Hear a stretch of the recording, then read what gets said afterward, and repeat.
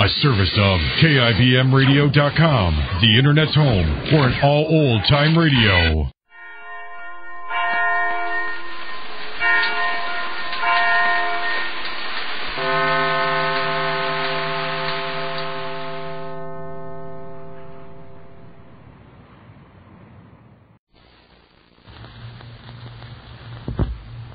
All during the period as Mary passed the crisis of her illness and proceeded on the road to recovery, we have seen the effects of this experience on these people whom we loved so well. We have had to stand by helplessly and see Mary's life endangered by an evil influence in the town of Sanders. But Max is beginning to get hold of things now that he's assured Mary is going to live. And also, Dr. Benson made a discovery in the last episode that may very well disclose the truth about the poison in the spring water that almost caused Mary's death. What will be the next step necessary to set aright affairs in the town of Sanders? Today our story opens in the Sanders home, where Max with Viola is preparing the twins to make a little trip. All right, now, stand still here, sport. Say, how do you expect your dad to get these shoes on you with you kicking him in the puss all the time? Daddy's got a puss. Daddy's got a puss. Say, Daddy, what is a puss? Well, now, just wait a minute. Be quiet, will you? Now, say, what do you got in front of your face, huh? I got nothing in front of my face, Daddy. Hey, you got your face in front, ain't you? Huh? For goodness sakes, Lassie, you too slow.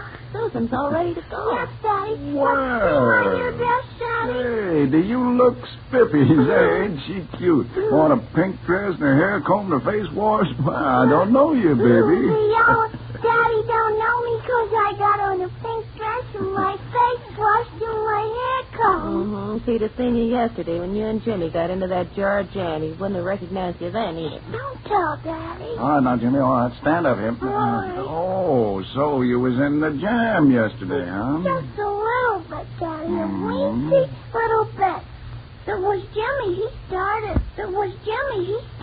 Uh-huh. So already you're getting your little sister in wrong, Jimmy. Huh? Now, what do you got to say for yourself? Now, be careful. What you say will be used against you, you know. Say, Daddy, we going on a choo-choo train, Daddy? Oh, so you're begging the answer, huh? What's begging, Daddy? Why, that's what your little dog does when you hold out a bone and tell him to beg for it, see? Well, why does he beg for it? Well, because he's hungry. He wants it. Why is he hungry, Daddy? Because he wants something to eat. His stomach is growling. Like that, see? Why is your stomach growling, Daddy? Well, because he's hungry. Hey, what is this? You got me going around in circles all over myself. Hey, come on now. We ready? Where are we going, Daddy? Well, we're going to see Mummy. Now, didn't I tell you 100 times before? Why are we going to see Mommy, Daddy? Why don't she come to see us? Hey, this is getting too much for me. Hey, Viola, are you ready? Where are you? Yeah, I was just getting her coat. Oh. Oh, dear Susan, what did you do to your pretty little dress? What? The hem's all ripped in the back. Come on, we got to go in and fix it. Hurry up. Say, I'll say hurry. Say, Mummy can't wait all day for a couple of slow-poke twins, you know. Slow-poke twins, you know. Here, let's see how you look now, Jimmy. Say, what do you think I combed your hair for, huh? That's in my eyes, Daddy. Well, now, didn't I comb it out of your eyes? What'd you knock it back in your eyes for? I don't know, Daddy.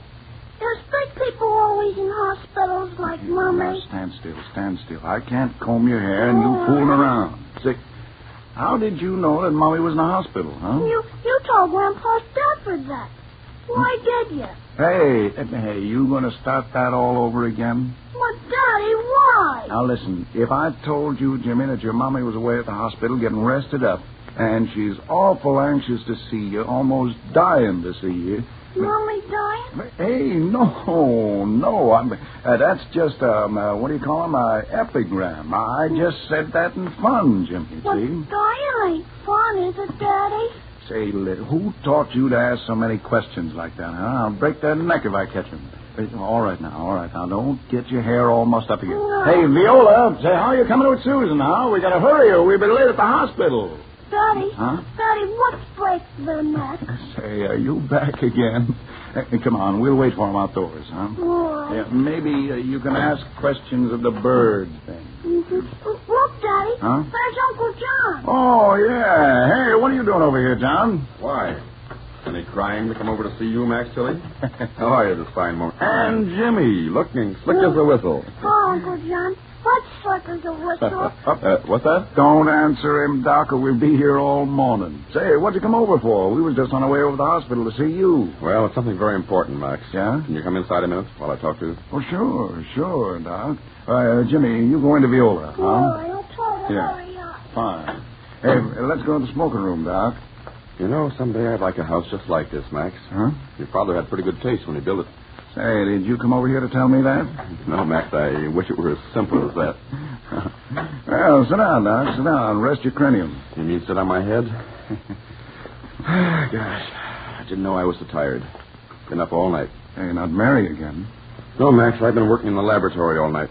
Oh, you mean fooling around with them funny long bottles you put stuff in and heat over a fire? No, Max. To be more exact, those funny long bottles are test tubes, and I put chemicals in them, or whatever I want to analyze, and put it over a Bunsen burner, which brings about a chemical reaction. Yeah.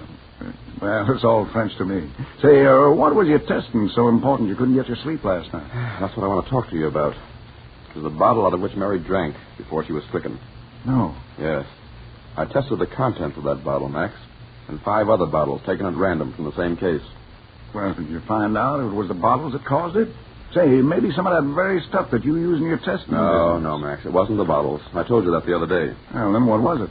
It was poison, all right. Well, poison, yeah, sure. You guessed that the other day. You didn't need to set up all night to find that out, did you? Yes, but I did. Huh? You can't guess in medicine. You have to find out and know. Well, hey, don't pat your profession on the back so hard, Doc. You'll break its arm. Say, what about this poison, though? You said you knowed that? I said I had found traces of poison in Mary's stomach, but then I didn't know where it came from. Now I know. Okay. Where? From the water. Sure, that's what you guessed. But what's it got to do with saving the spring? That's the importance of my discovery. Yeah? Max, that poison in the water was induced into it after it left the springs. It was in what? Say, listen, tell me in plain American, will you? Induced means to place into. Yeah? The poison was placed into the water somewhere along the line after it was pumped out of the springs. Oh, no, Doc. Say, it couldn't be. Why, Doc, there's iron pipe all the way from the springs to the bottling works. Why, they couldn't get poison into the pipes without digging them up and taking them apart. Well, I don't know about the mechanics of that. That's not in my analysis. Nevertheless, the poison was induced into the water. Oh, well, say, that is something. That brings up 2 points. Who did it, and where and how did they do it? Yeah, who did it?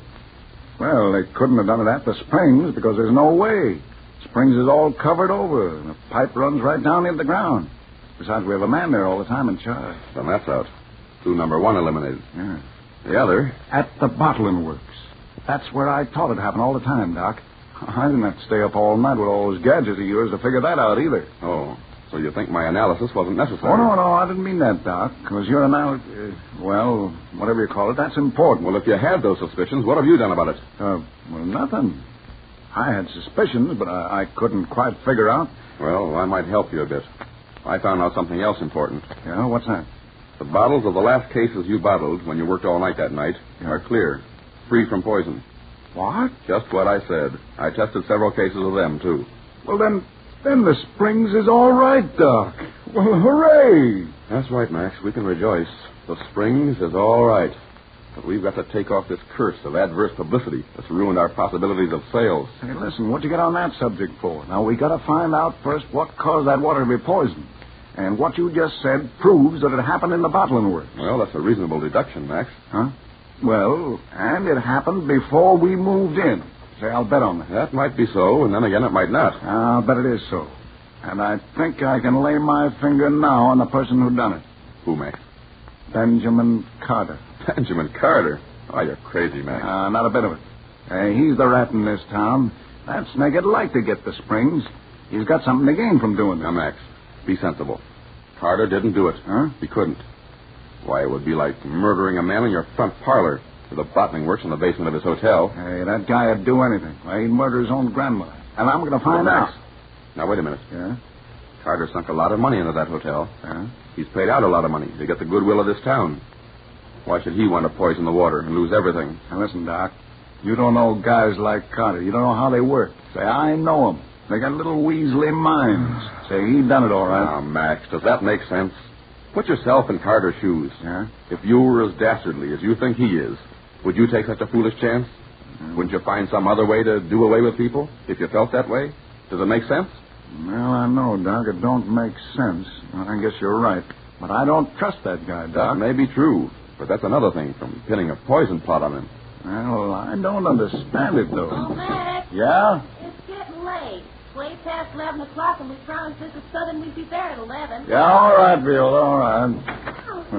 Well, look who's here. Say, where'd I see these two little ones before, huh? Boy, you're just full. My, all dressed up. And where are these smart young people going this fine morning, Mr. Tilley? A maying? No, Dr. John. We're going to see Mommy. You are? She's all rested up in her new home at the hospital. Hey, you better call for a taxi, Max. We'll never get there if you don't. And maybe not if we do. Say, you take care of the twins, Wheel. I'll call the taxi. Hey, come along, Doc. Huh? No. Well, listen, anyway, Doc, I'm going to get to the bottom of this. And let me tell you, Doc, somebody's going to pay for this if I found out that they done it on purpose. Look, Max, please, listen to me. Make your investigation. But, Max, promise me that whatever you do, you'll take care of yourself. You worried, Doc? I promise, Doc. I'll be careful. Well, like Dr. Benson's analysis in the laboratory, things are beginning to crystallize in this whole situation around Mary's almost fatal illness. Max feels pretty certain that the poison was induced into the water at the bottling works. What if Max does find out that Carter did it? We do hope he'll remember Dr. Benson's admonition in any case, for we know Max hates Benjamin Carter like he hates poison. What will be Max's next step in working out this problem of the poisoning of the water? Be sure to listen tomorrow for another exciting episode in the life of Mary Southern, brought you with the compliments of Heinz Honey and Almond Cream.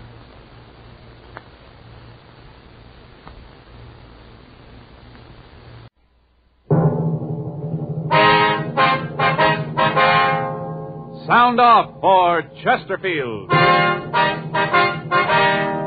Chesterfield, the only cigarette in America to give you premium quality in both regular and king size, brings you Dragnet.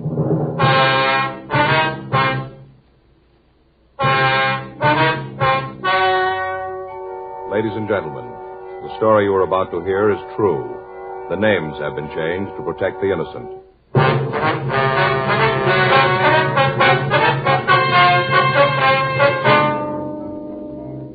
You're a detective sergeant. You're assigned to forgery detail. A check forger has been hitting the merchants in your city. From the M.O. she uses, you know she's an expert. You've got a description. Your job, get her. There's only one premium quality cigarette in America, available in both regular and king size, and that is Chesterfield. Premium quality in a cigarette means the world's best tobaccos, the best ingredients, the best cigarette paper. Only Chesterfield gives you this premium quality in both popular sizes. King-size Chesterfield contains tobaccos of better quality and higher price than any other king-size cigarette. That's certainly important to every king-size smoker. Of course, it's the same fine tobacco as in regular Chesterfield. There is absolutely no difference, except that king-size Chesterfield is larger, contains so much more of these premium quality tobaccos that you get more than a fifth longer smoked from king-size Chesterfield. Yes, the modern way to sell cigarettes is the Chesterfield way. Premium quality, both regular and king size. And either way you like them, Chesterfields are much milder. Chesterfield is best for you.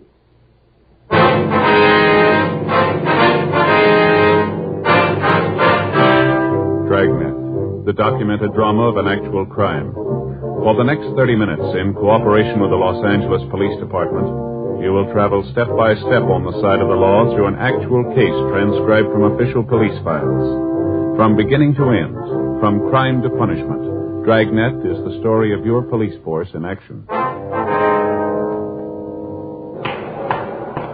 It was Wednesday, February 6th. It was cool in Los Angeles.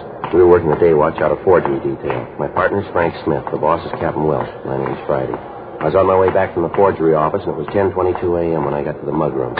I'm sure about it, officer. If I ever see that woman again, I'll know her. Don't you have any doubt about it, I'll know her. Yes, ma'am. Now, if you'll just look through this book, please. Have you seen anyone who might be the woman, Miss Parkinson? No, not yet, Sergeant, but if she's got her picture in here, I'll find it for you. Never forget that face. So sweet and kindly. Sort of reminded me of my mother, rest her soul. I think that's why I cashed the check for her. I never would have done it if there hadn't been something like that. Yes, ma'am. I wonder if you'd mind running over it again for us. Might have been something you forgot, maybe? No. I wouldn't forget anything about her, but I can tell you about it if you'd like. All right, fine, Miss Parkinson. If you just start at the beginning again. Fine. Would you mind calling me Ethel? I don't much care for formality. Feel better when people call me by my given name. Yes, ma'am. If you go right ahead, please. Well, this morning's when I found out about it. Like to keeled right over when the check came back from the bank. Opened up the other mail, mostly from people who want to sell me things for the store, and there it was. Letter from the bank with a check inside. Stapled to one of those forms, you know, the kind they just check with a pencil. Uh-huh. Well, like I said, there it was. Place that was checked said the account was unknown. Well, you can just bet I got on the phone and called the bank people. Yes, ma'am, we understand. I told them they'd made some sort of mistake, that they'd better set it right. I was so sure that she wouldn't do a thing like this. Well, you know how banks are. They said they'd check it for me, and I waited on the phone while they did. And they said it wasn't any mistake. Well, you can just bet that I was hopping mad. Yeah, well, what kind of identification did the woman use to get you to cash the check? Well, she had several letters from her son. At least that's who she said they were from. I just bet she hasn't even got a son. Well, sir, I'll bet she hasn't. Well, do you usually cash checks with that little identification? No, I don't, as a rule. Usually ask for a driver's license and a Social Security card. Figure that if a person's got one of those, that means that he's working. Figures that the check is good. Mm-hmm. Well, that's not always true, you know, ma'am. Don't I know it now? You just bet I do. Last time I'll cash a check for anyone that I haven't known for 10 years. Mm-hmm. Had you seen this woman around your store before this time? I've been trying to think about that. The shop isn't very big, but we do a pretty good business. Sometimes there are several people waiting. Get in a hurry, you know, and you aren't sure who you talk to. Yes, ma'am. Seems to me I've seen her in the store before, but when I stop and really think about it, I'm not too sure. You know how that is? Yes, ma'am, I do. When you boil it right down, I don't think I have seen her before. She just had one of those faces that you figure sure you know. Looked like such a lovely person. I see. About how old do you figure she was, ma'am? Well, like I said, I guess about 62, maybe a little older. Uh-huh. Might have been 65. Not much over that, though. Such pretty hair. Pure white, had it fixed in a real soft wave over her forehead. Old-fashioned kind of. Wore it in a bun, you know. Ma'am? Bun. Had the hair all rolled up and then pinned up back. Here. Back of her neck. It was white, you say? The hair was white? Yes. Looks so nice to see a woman act and look her age. So many of them try to look younger, you know. Yes, ma'am. How about her clothes? Oh, she was well-dressed. Had a sort of teal blue suit on, a black coat. Looked kind of like it might have been cashmere. Looked real nice. Little string gloves and all. You say she was a small woman, is that right? Yeah, she was little. Stood real straight, you know, shoulders back. But she was a little one, not more than 5'1" or maybe 2. Mm-hmm. Would she be slight or heavy? Beg pardon? Well, how much would you say she weighed? Well, maybe 100 pounds. Say she wasn't much heavier than that. No, sir, 100 pounds. Was there anything unusual about her, anything that might make her stand out? No, I don't think so, except maybe it was the perfume. Ma'am? Perfume, you know, how you kind of expect a little old lady to wear something kind of mild like violet, maybe. Something light. Yes, ma'am. Well, she had a real heavy perfume on. Smelled kind of like a French scent. Real heavy, like I said. It was one thing I couldn't figure out. What's that, ma'am? Well, she did have nice clothes and all, but all in all, she didn't look like she had a lot of money. Just moderate, you know? Mm-hmm. Well, that perfume must have been expensive. Must have cost a lot. Well, I guess she's making enough to afford it, ma'am. 10:34 a.m. Mrs. Parkinson continued to look through the mug books. She was unable to identify the woman who had passed the bad check. The merchants of the city had been victimized for the past 3 weeks by a forger. All of them described her as a kindly old lady using letters from her son in the East as identification. Frank and I had run the description we'd gotten through R&I with no result. The stats office had made several runs on the M.O., and all leads furnished by them had been checked out, but they led us nowhere. We'd obtained copies of the forged checks, and they'd been processed by Don Meyer in handwriting, but he'd been unable to offer us any new information. The names on each of the checks were different. We checked each of them out, but the leads went nowhere. All of the stores in the central area had been alerted. Descriptions had been distributed to the neighborhood merchants, but the check passing continued. We checked with our informants, but they failed to come up with any information. 2 weeks passed. The woman hit 12 more times. Her take was estimated to be over $2,500. The checks she passed were always for the same amount, $50. When it seemed necessary, she would purchase merchandise in order to cash the check. The articles she chose were in a price range so that the store owner would often cash the check rather than lose the sale. Thursday, February 21st, 8:34 a.m. Frank and I got back to the office. I'll get it. Forgery, Friday. Yeah. All right, where? How soon? All right. No, we'll see you there. What is it? Harry Allenson. Informant? Yeah, says he wants to see us right away. Yeah. Says he knows the woman we're looking for. The working detective knows that he's usually only as good as his informants. Quite often, when all other means of bringing a case to a successful conclusion have failed, the only thing that'll break it is information supplied by an informant. A detective will protect his informant. For as long as the informant can operate, the detective is assured of a steady flow of information. 9:45 a.m. Frank and I drove over to the coffee shop at the corner of Crawford and Spring Streets. Harry Allenson wasn't there when we arrived. We sat down and ordered a cup of coffee. Oh, that's good and hot. Yeah, it is. Hey, pass the sugar, will you, Joe? Yeah. There you go. Thanks. Wonder where Allenson is. What time did he say he'd be here? 9:45. Well, it's only a couple of minutes after that now. He'll be here. Wonder how right his story is. What did he tell you on the phone? Oh, nothing, just that he knew what we were looking for. Said if we'd meet him here, he'd fill us in. There he is. Oh, yeah. All righty. Harry? Sit down. Yeah. Sorry, I'm late. Got hung up in traffic. Oh, you got a car now, Harry? No, missed my streetcar. Had to wait for another. Say, you guys had breakfast yet? Yeah, we did a little earlier. You mind if I have something to eat? No, go ahead. Where's the waitress? Well, she was here a minute ago. I don't see her now. I'll go get her myself. Sure you guys don't want anything to eat? No, thanks just the same, Harry. Okay, be right back. Well, here we go again, Joe. Yep. Last time we met him, his meal cost $2.50. How much dough you got on you? Well, I got a couple of bucks. How you fixed? Well, not much better. Let's hope he doesn't order too much, though. How about some more coffee for you guys? No, thanks, Harry. Chow will be up in a minute. All right, how about this information, Harry, about the paper hanger? Oh, yeah. Funny the way I got it. That right? Yeah, I was up in Jack's bar last night. You know, just having a beer, shooting the breeze. All of a sudden, this old girl comes into the place. Kind of set everybody back on their heels. It looks so nice. Yeah, go ahead. Well, she slides up on one of the stools and orders a drink. Even Jack was taken in. Changed his apron and all. Anyway, she climbs up on the stool and orders some sherry. Made a big thing of it. How do you mean? Well, Jack started to pour some of it for her, and she stopped him. Said that she wanted California sherry. Said she didn't want that imported stuff. Said her family was one of the first ones in the state and that she believed in using homegrown products. She was kind of cute about it. Real little woman perched up on that stool. Looked a little like a cartoon. You know, the ones with a little old lady guzzling martini. Yeah. Oh, say, hold on a minute, will you? My food's ready. Be right back. Okay, Harry. How do you like that guy? It takes him 5 hours to get a point Well, over. there's nothing you can do about it, Frank. He's got to tell it his way. I suppose so. Nothing like a big breakfast. I always say if you stoke up in the morning, you got it made for the day. Yeah, that's right, Harry. Farm breakfast, they call this. Tell you, that's easy. Oh, look at that sausage. Fried real good. I like it when it's like a rock. Can't stand pork that hasn't been cooked enough. Yeah. You want to go on with the story? Oh, yeah. Don't mind if I eat, do you? Got a big day today. A lot of things to do. No, you go right ahead, Harry. All right. Well, like I said, this old broad ordered the sherry. Uh-huh. Well, as time went on, she must have had 3 or 4 of them. Yeah. A couple other guys came in, and I moved over to make room for them. Ended up sitting right next to the woman. Say, pass the ketchup, will you? Oh, yeah. There you go. Eggs aren't much good without a lot of ketchup. Gives them real flavor. Yeah, Harry, could you get to the point maybe a little sooner? Oh, well, first off, I noticed this perfume this broad's wearing. Well, now I tell you, it's been a long time since I smelled anything like that. Real heavy. Like the stuff they sell in France. Yeah. Didn't fit the woman. No, sir, didn't seem to go with the rest of her. I tried to strike up a conversation, you know, talked about the weather, stuff like that, but she wouldn't have none of it. She didn't actually tell me, but I could tell the way she answered me, you know, kind of cool. What makes you think she might be the one we're looking for? The way she looked, the way she worked. What do you mean the way she works? Well, I'm getting to it. Anyway, after she's had the sherry, she reached into her purse to pay for him. Fumbles around in it for a while. Well, I couldn't help seeing what was in it, you know, what was sitting right next to her and all. Yeah, sure. Well, she don't come up with any money. And she starts going through her pockets. Still can't find any money. Finally, she asked Jack. Who's that, the bartender? Yeah, Jack. He owns the place. She asked him if he'll cash a check. Yeah. Well, now I ask you. Either one of you guys know Jack? No, I don't think we do, Harry. No, I don't. Well, Jack wouldn't cash a check for the treasurer of the country. Not even if he had the president to vouch for him. Been stung too many times. Yeah. Well, this old gal gets to him, see?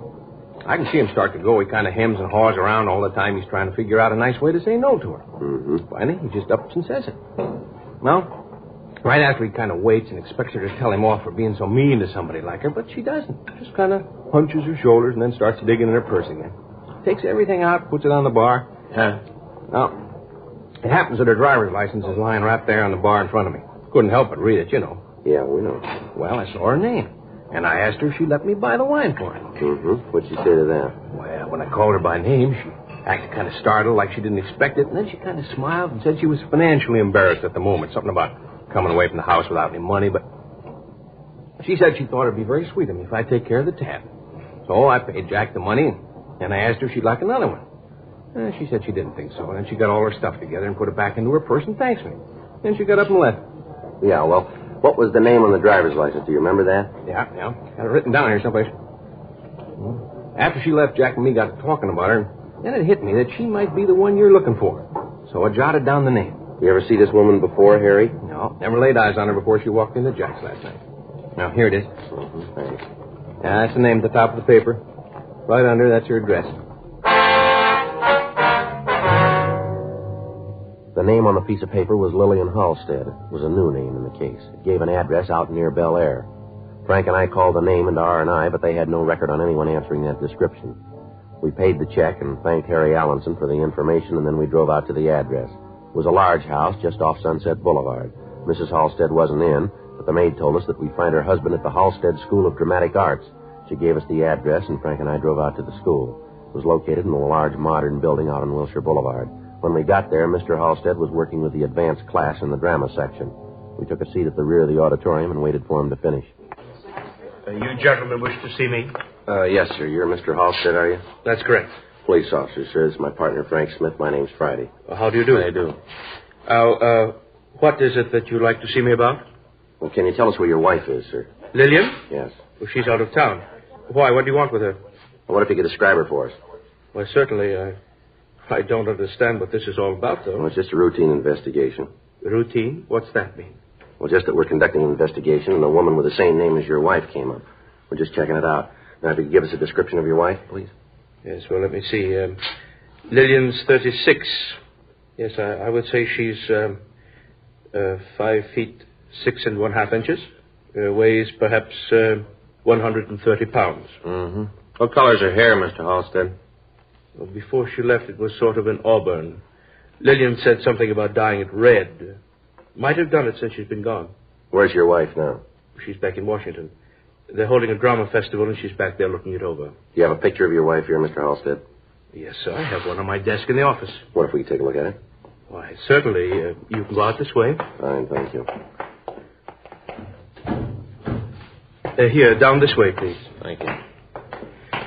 You tell me what this investigation is that you're working on? Well, no, sir, not right now. We can't. Oh, you can. Cloak and dagger stuff, eh? No, sir, it's not exactly that. Oh, here, I'll get the door for you. Thank you. Yes, right this way. Excuse me a moment. All right, here. Here's the picture. Lovely woman. Been a great help here at the school. Yes, sir. How long ago was this picture taken? Several months ago, I believe. Mr. Halstead, how long has your wife been out of town? Perhaps a week, 10 days, perhaps. Something like that. Mm-hmm. Does your wife drive a car, Mr. Halstead? Yes, sir, she does. Oh, I understand. The license. Sir? Lillian's driver's license. That's what you're here about, isn't it? Well, I don't understand, sir. Oh, you don't have to be cagey with me. Lillian lost her driver's license some time ago, asked me to get her a new one. I didn't quite get a chance to do it. You found it. That's it, isn't it? No, sir, that's not. We think your wife's license has been used as identification by some check forger. Do you happen to know where your wife might have lost the license? Why, no, we don't know exactly. It must have been about 3 months ago. She says that she dropped it here at the school, but I've looked all over for it, haven't been able to find it. I think she just left it someplace. She's terribly careless about things like that. Yes, sir. Is this about the old woman that's been forging the checks? Why do you ask that, sir?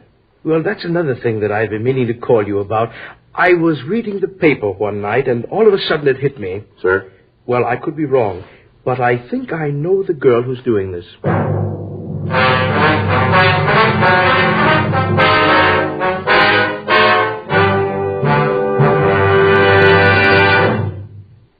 You are listening to Dragnet, the authentic story of your police force in action. The modern way to sell cigarettes is the Chesterfield way. Premium quality in both regular and king size. And we're the only one that does it. We tell you what Chesterfields are made of to give you that premium quality in both popular sizes. Our scientists select the best materials. They select for Chesterfield the world's best tobaccos, blend them just right. And they keep Chesterfields tasty and fresh with the best of moistening agents. Now here's something else that's completely modern about Chesterfield. People smoke Chesterfield and we tell you what happens, scientifically but simply. A medical specialist is making regular bi-monthly examinations of a group of people from various walks of life. 45% of this group have smoked Chesterfield for an average of over 10 years. After 8 months, the medical specialist reports that he observed no adverse effects on the nose, throat, and sinuses of the group from smoking Chesterfield. I'd say that means real mildness. And finally, we ask you to try Chesterfield and prove what we say. Chesterfield is best for you. They're much milder to give you all the pleasure that the modern cigarette can give.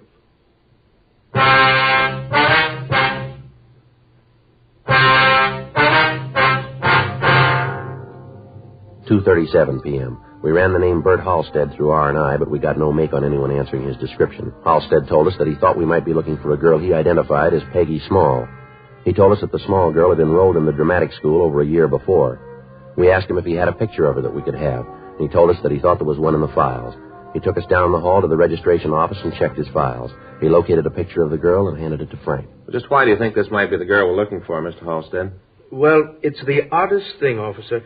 Peggy. Oh, that's Miss Small. Yes, sir. Well, Peggy came to us about a year ago, as I said. She came out here to the coast from some little town in Idaho, I think it was. I'd have to check her entrance application to be sure, but I think it was Idaho. Yes, sir. Well, instantly I knew that this girl had talent, real talent, deep down, talent. Right off the bat she had the feel. Would have been a fine character actress. Why do you say would have? She didn't want to work. Wasn't interested in anything but learning how to be an old woman. Sir? All she was interested in was learning to act like a little old woman. Now, we have a theory here at Halstead. Don't act, live. She did just that. Learned the makeup problems, dress, walk, everything. She even used to practice writing like a woman of 60 or so. I used to see her practicing by the hour. Did she ever give you any reason for all this? No. I asked her once, but she said that this was the way she wanted it. Now, I thought that she was trying to tell me to keep my nose out of her affairs in a nice way, so I didn't ask her again. Mm-hmm. Now, we have presentations here, each term the class presents a play that's been written and produced by the students themselves. Yes, sir. Peggy would always do the oldest female part in them. Never was interested in anything else. She had several good offers, but for some reason she did not take them. What do you mean by that, sir? Well, one night a talent scout from one of the majors came out to see our play. Well, he was quite... Majors, the studio. I see. He was quite impressed with Peggy, offered her a term contract, good money. She'd have done well, but she just was not interested. I just can't understand it. Well, do you know where she is now? No, officer, I haven't seen Peggy since she left here. That was about 4 months ago. I wonder if you could tell us where she lived when she was enrolled here. Certainly. I have the address on her enrollment card. Well, that's fine. We'd like to have the names and addresses of any of her close friends, too, if we could. Oh, certainly glad to help. You think it could be her, Peggy, the woman you're looking for? Well, it could be, yes, sir. Odd. Now, I got to thinking about it when I read about it in the papers. Right away, it made me think of Peggy. How she used to talk about acting. Well, how's that, sir? Well, she used to always say there was only one reason for doing anything, and that was to come out on it. That was the trouble with most people. They just didn't know where they wanted to end up. But she knew where she was going. Well, maybe she was right. I beg your pardon? If she's the one we're looking for, we know, too.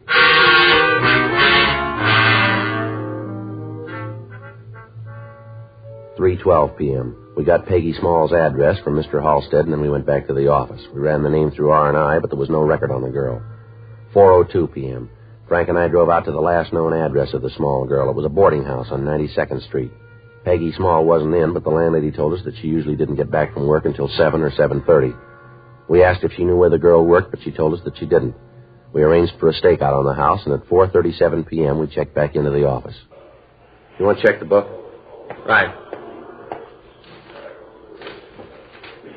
Anything? Don't think so. There's a call from Faye. Wants to know if I'll be home for dinner. I better give her a call, Joe. Mm-hmm.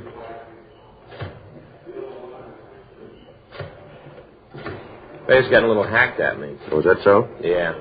Last 3 nights she's waited dinner for me and I didn't make it. Mm-hmm. Hello, honey. Yeah. Well, I don't know yet. Yeah? Oh, I think so. I know. Well, maybe another hour or so I'll know. Yeah. Okay, honey. Bye. If I don't make it tonight, she's going to scalp me. I get it. Forgery Friday. Yes, ma'am. What's that address again? All right. Yes, ma'am. We'll be right there. Well, your dinner's going to have to wait again. Why? Dry goods store out on Main. Forger's there now. In the process of the investigation, the police department had alerted the merchants throughout the city to the method of operation of the woman forger. Thousands of printed circulars had been distributed bearing her description. An artist's conception of the woman had been published in the daily papers, and the drawing had also been broadcast over the local television stations. The clerk in the store we'd gotten the call from had noticed a similarity between a woman waiting to cash a check and the description. From the information we'd gotten on the hot shot, the woman was waiting for an authorization for the check. When Frank and I got to the store, we met a small elderly woman. She produced identification in the form of a driver's license bearing the name Lillian Halstead. Frank and I asked her to go with us to the city hall for questioning. A policewoman was called, and the interrogation started. One look at her, and you could see that she was covered with a heavy makeup. I want you gentlemen to know that I resent the implication you're making. The idea of trying to make me out a vicious criminal. Ma'am, we're not trying to embarrass you. We just want to get to the truth here. I'm giving you that. I'm telling you what you want to know. All right, now let's get it over with. What's your name? Lillian Halstead. Is this your driver's license? Yes, it is. Then the thumbprint on it should be yours, too. Is that right? I'd imagine so, yes. Well, then suppose we go down the hall and take your fingerprints and compare it, huh? Now, you look here, young man. I know my rights. You're not dealing with some little schoolgirl this time. I've lived a long time, and I know just exactly what you can do and what you can't do. I know, for instance, that you can't take my fingerprints unless you want to arrest me for something. If you want to make a fool out of yourself to that extent, then you go right ahead and do it. And mark this well, young man. I'll sue you for every nickel you own. I'll let the papers know about this. They'd love to know how you treat old women. They'd just love to know. You ever been mistreated in any way, ma'am? No, and I don't intend to be. There's a man on the way down here, ma'am, the name of Halstead. Wife's name is Lillian Halstead. That driver's license we found in your purse, the one you claim is yours, that's registered to his wife. He's coming down here to tell us that you weren't his wife, that you stole that license, that you were a student in his dramatic school. Now, why don't you save us all a lot of trouble here? Why don't you admit that you're the woman we're looking for, that you're Peggy Small, you're no old woman? Come on, how about it, Miss Small? All right, I lose. Guess I should have known. Mind if I take this wig off? It's kind of warm in here. We've been kind of waiting for it. Go right ahead. It was a good racket while it lasted. Crummy driver's license. I was doing all right as long as I used the letters. They should have been good enough for me. I should have known. What'd you do with the money? I got it all, every last nickel of it. I almost had enough, too. Enough for what? Leave this lousy town, get out of here, go back east, New York.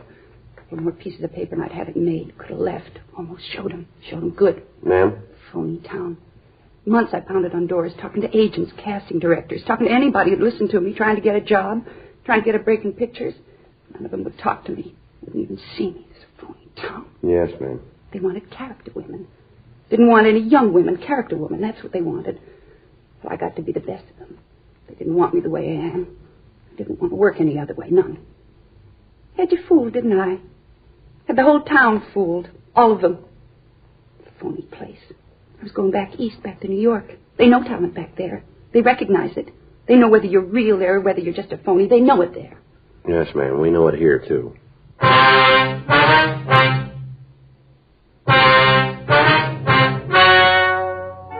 The story you have just heard was true. The names were changed to protect the innocent. On June 19th, trial was held in Department 89, Superior Court of the State of California, in and for the County of Los Angeles. In a moment, the results of that trial. Now, here is our star, Jack Webb. Thank you, George Fenneman. Friends, only the modern cigarette, Chesterfield, gives you this scientific evidence on the effects of smoking. No adverse effects on the nose, throat, and sinuses of the group from smoking Chesterfields. And only the modern cigarette, Chesterfield, gives you premium quality in both regular and king size. Now, I know Chesterfield is best for me and best for you. Buy 'em, regular or king size. Either way, they're much milder to give you all the pleasure the modern cigarette can give.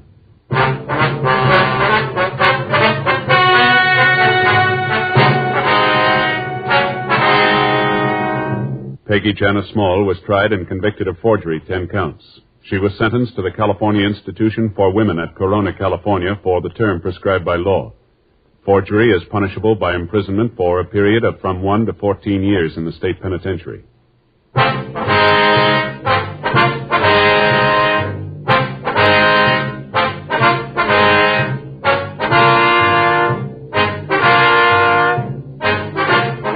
You have just heard Dragnet, a series of authentic cases from official files. Technical advice comes from the Office of Chief of Police W.H. Parker, Los Angeles Police Department. Technical advisors, Captain Jack Donahoe, Sergeant Marty Wynn, Sergeant Vance Frazier. Heard tonight were Ben Alexander, June Whitley, Jack Crucian, Gene Tatum. Script by John Robinson. Music by Walter Schumann. Hal Gibney speaking. Sound off for Chesterfield. Either way you like them, regular or king size, you'll find premium quality Chesterfields much milder. Chesterfield has brought you Dragnet, transcribed from Los Angeles.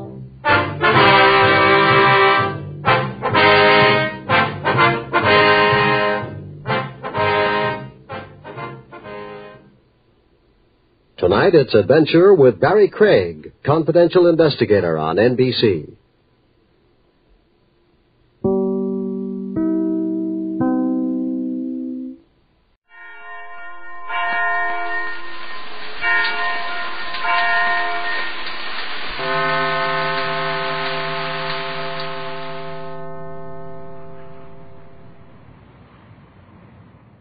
Ladies and gentlemen, the material and direct quotations included in the following program have been taken from authoritative files and from dispatches filed by the Associated Press and International News Service. We present these statements without editorial comment. We assume no responsibility for their content. The American Broadcasting Company presents 1 out of 7.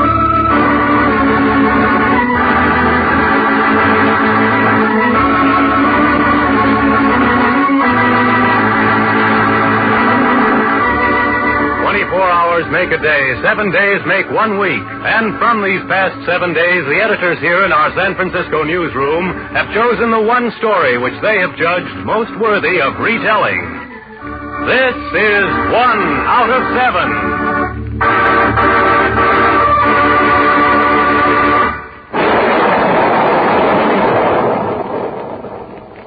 7. Theodore Gilmore Bilbo is an honorable man. As a member of the United States Senate, he is looked upon as such by the eyes of the law.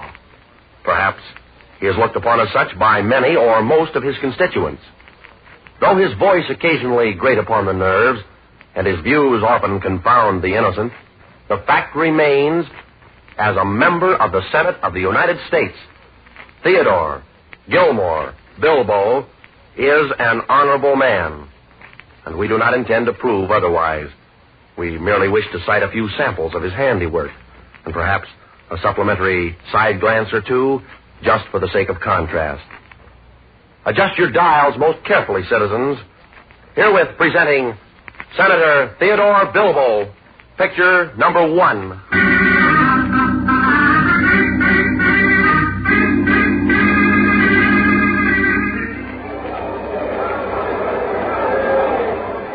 Scene: the chamber of the Mississippi State Legislature. Time, March 23rd, 1944. The Speaker.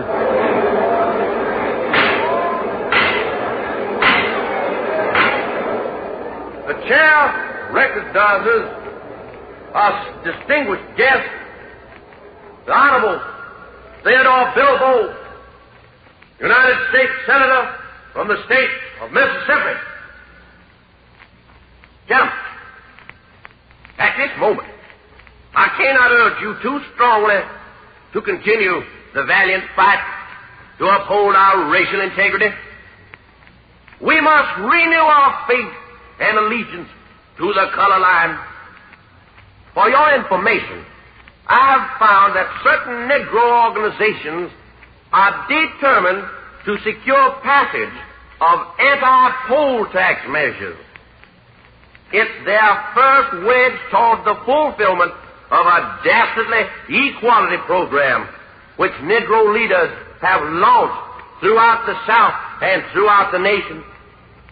That equality they must not and will not attain.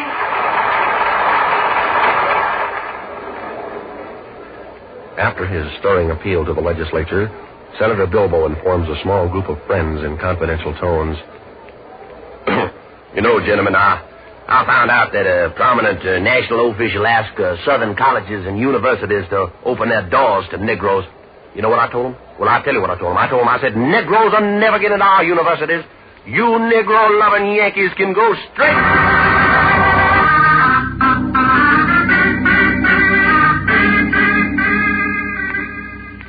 As a member of the Senate of the United States, Theodore Bilbo is an honorable man, and we do not intend to prove otherwise.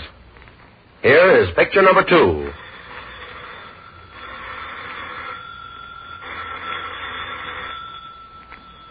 Hello, Senator Bilbo speaking. Senator, this is Representative Mark Antonio of New York speaking.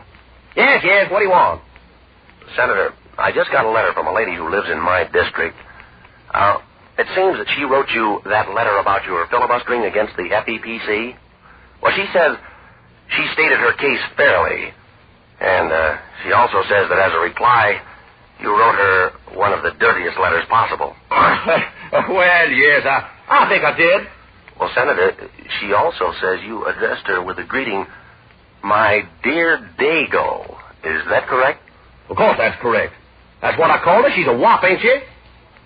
That lady's Italian, Senator. If that's what you mean. I just thought you'd like to know that the lady has 3 brothers in the Army in Europe. One of them has been killed in action already. You know, if you had a shred of decency in you, you'd apologize for that letter. I'll never apologize why she's getting off light. Now, listen, she really would have been scorched if I was mad.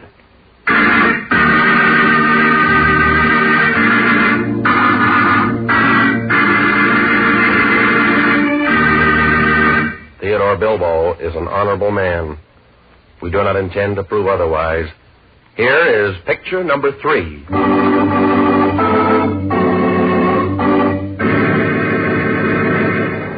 Scene: the chamber of the United States Senate. Time: the 30th of June, 1945. Senator Bilbo is filibustering against passage of the Fair Employment Practices Commission. And during his prolonged dissertation to the gentlemen of the Senate, the following occurs.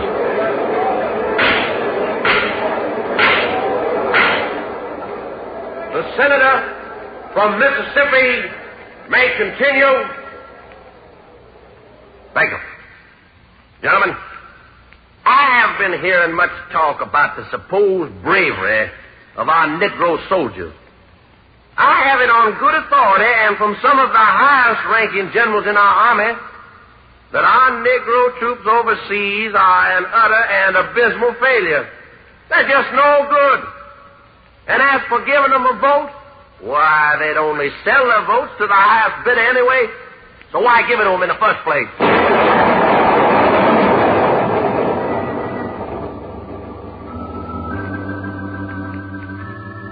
At the same moment, deep in the jungle of an embattled Pacific island, a Negro soldier pens a note back home to his family.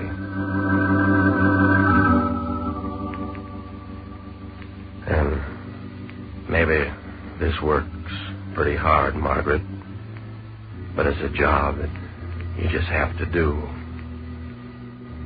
It's been 3 days now. Got no sleep.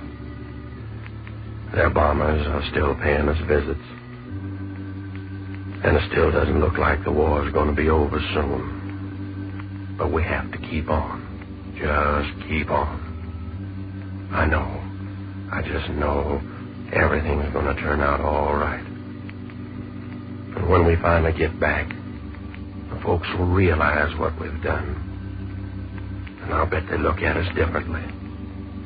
You know, for the first time, they'll see that bullets can kill anybody.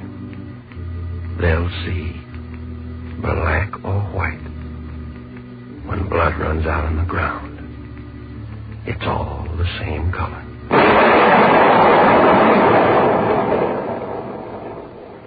That's what the Negro GI thought. But back in the chamber of the United States Senate, Theodore Bilbo thought differently. I have it on good authority, and from some of the highest-ranking generals in our army, that our Negro troops overseas are an utter and abysmal failure. When Senator Bilbo made that statement, he was standing under the roof of the United States Senate. It is very safe in the United States Senate. A bomb hasn't fallen there for quite some time.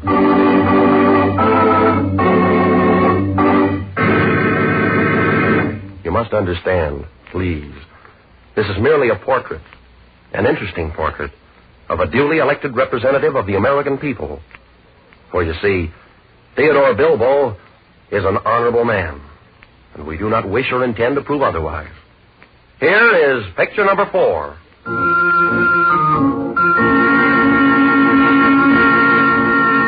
Though the senator has firm convictions on certain subjects, there is seen a mounting tide of sentiment equally firm, equally convinced that the senator errs. On the 10th of August, 1940, Senator Bilbo, it is the opinion of the Committee of Catholics for Human Rights that your conduct toward racial minorities is a chilling deterrent to worldwide belief that America is the symbol of democratic freedom and human rights.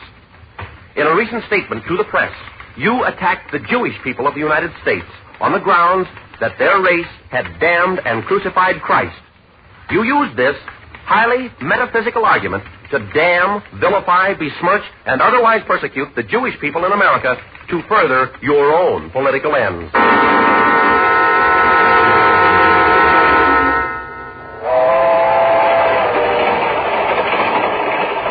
By lucid contrast, a few days after his attack on the Jews, Senator Bilbo is stricken suddenly with a strange ailment. He is put aboard a train and speeds northward for treatment. And is it not strange that the senator demands to be taken to the Mayo Clinic? Is it not strange when you consider that the Mayo Clinic was founded and operated by the Mayo brothers, 2 members of the Jewish race professing the Jewish faith?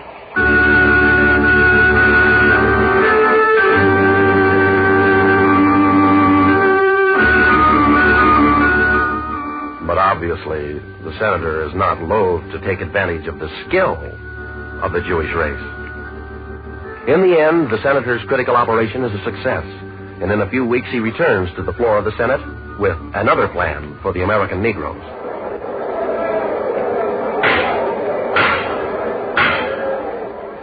Gentlemen, for the best interest of the nation and all concerned, I believe a colony for American Negroes should be established on the west coast of Africa, bordering the state of Monrovia. Because of the exigencies of the times, any Negro who is race conscious and smart should be ready and more than willing to settle down in such a colony in West Africa.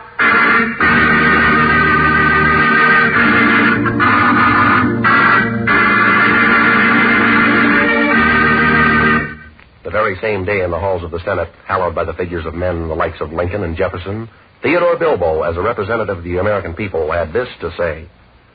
I cannot vote for the appointment of Mrs. Franklin Roosevelt as delegate to the United Nations Organization for the United States. No.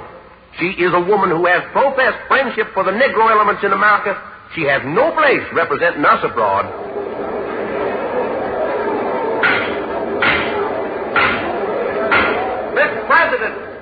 Mr. President,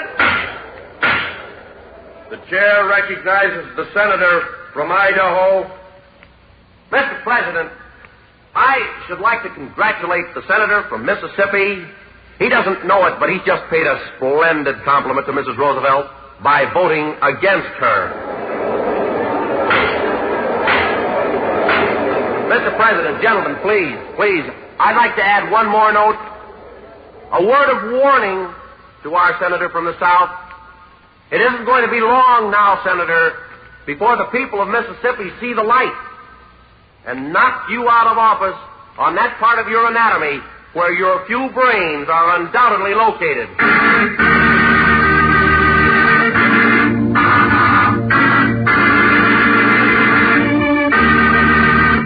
must understand, please. This was merely a portrait. An interesting portrait of a representative of the American people.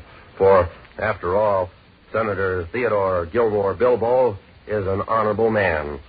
He is looked upon as such by the eyes of the law. He is an honorable man. We did not intend to prove otherwise.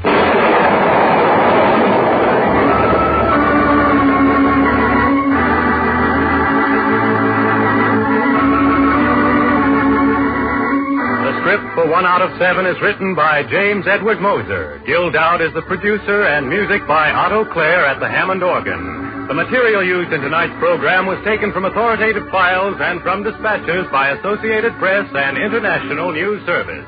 Listen next week, same time, same station, for 1 Out of 7. This is ABC, the American Broadcasting.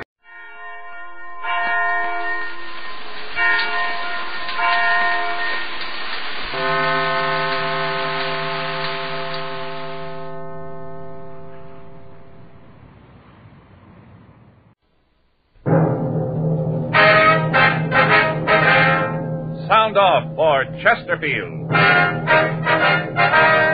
Chesterfield, the only cigarette in America to give you premium quality in both regular and king size, brings you Dragnet.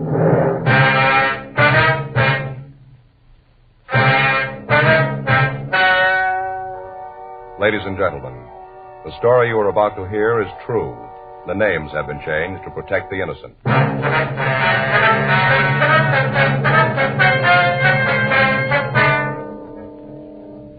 You're a detective sergeant. You're assigned to homicide detail. A man walks into your office and tells you he returned to his home to find that his wife was gone. She left no indication where she was going. Foul play is suspected. Your job, find her.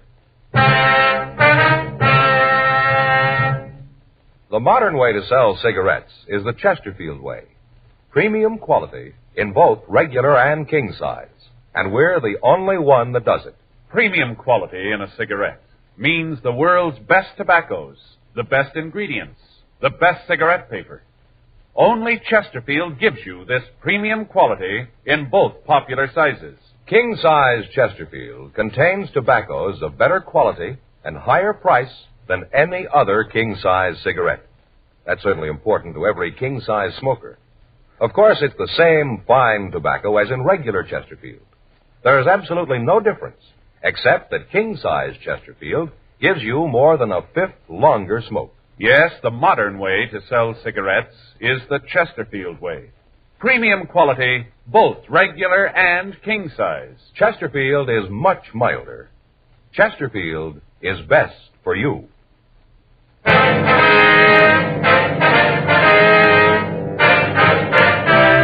Dragnet, the documented drama of an actual crime.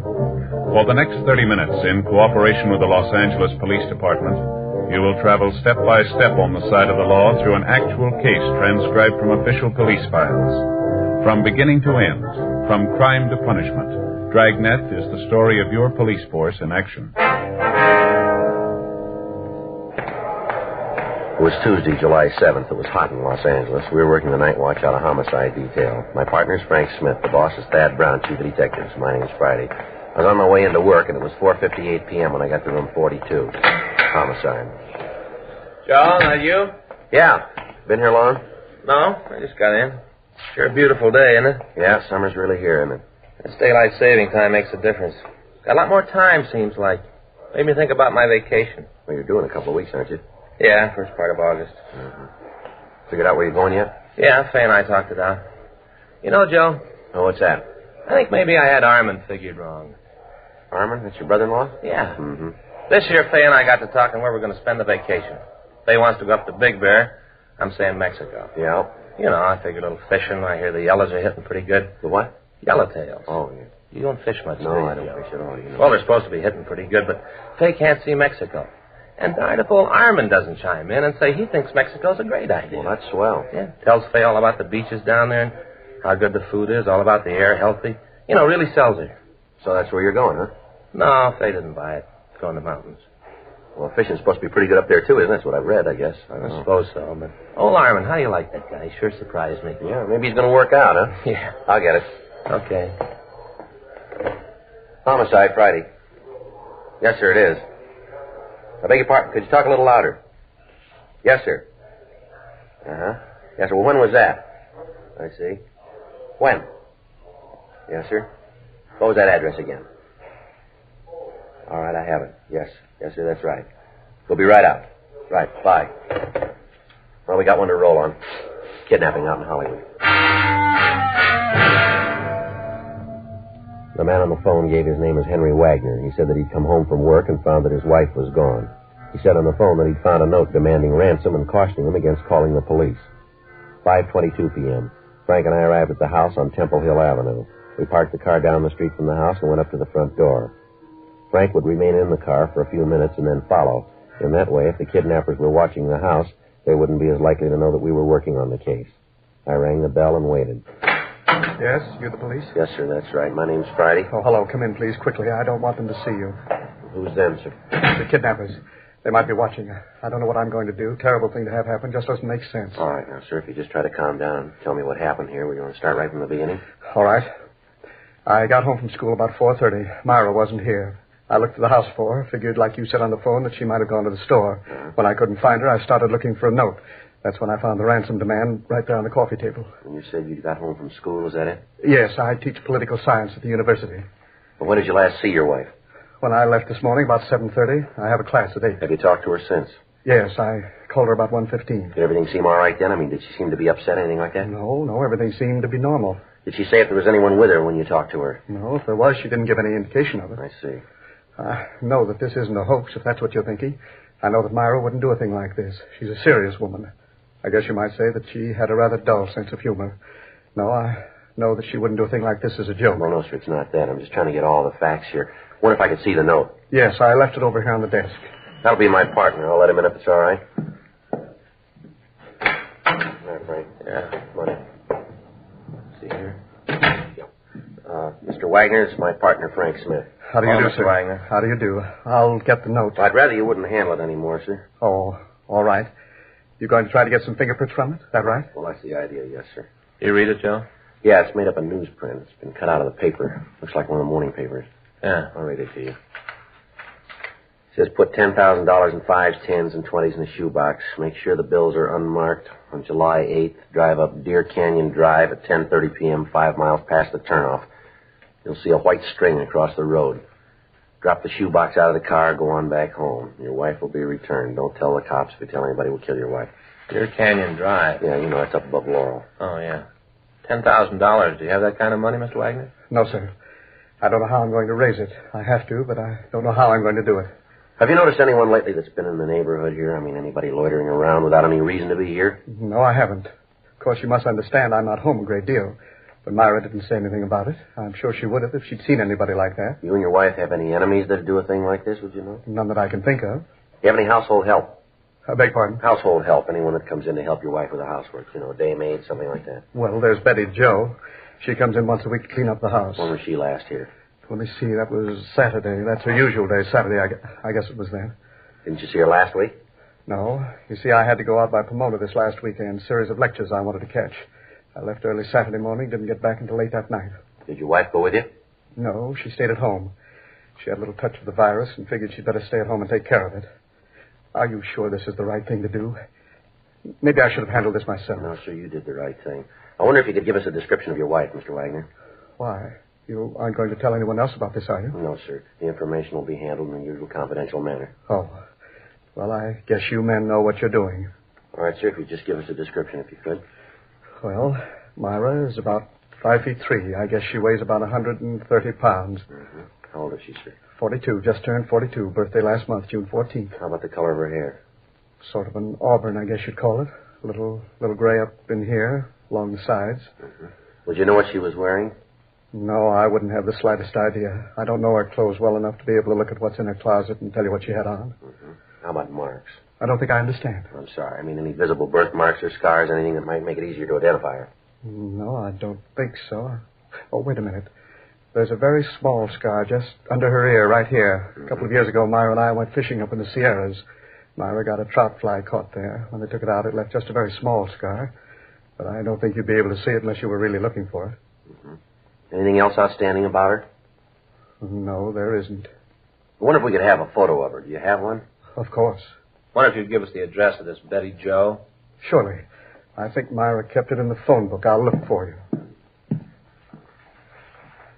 Do you think they'll really do it, officer? Kill Myra? Well, we're going to try to stop them, sir. I don't think so. Well, how about the money? Should I get it together?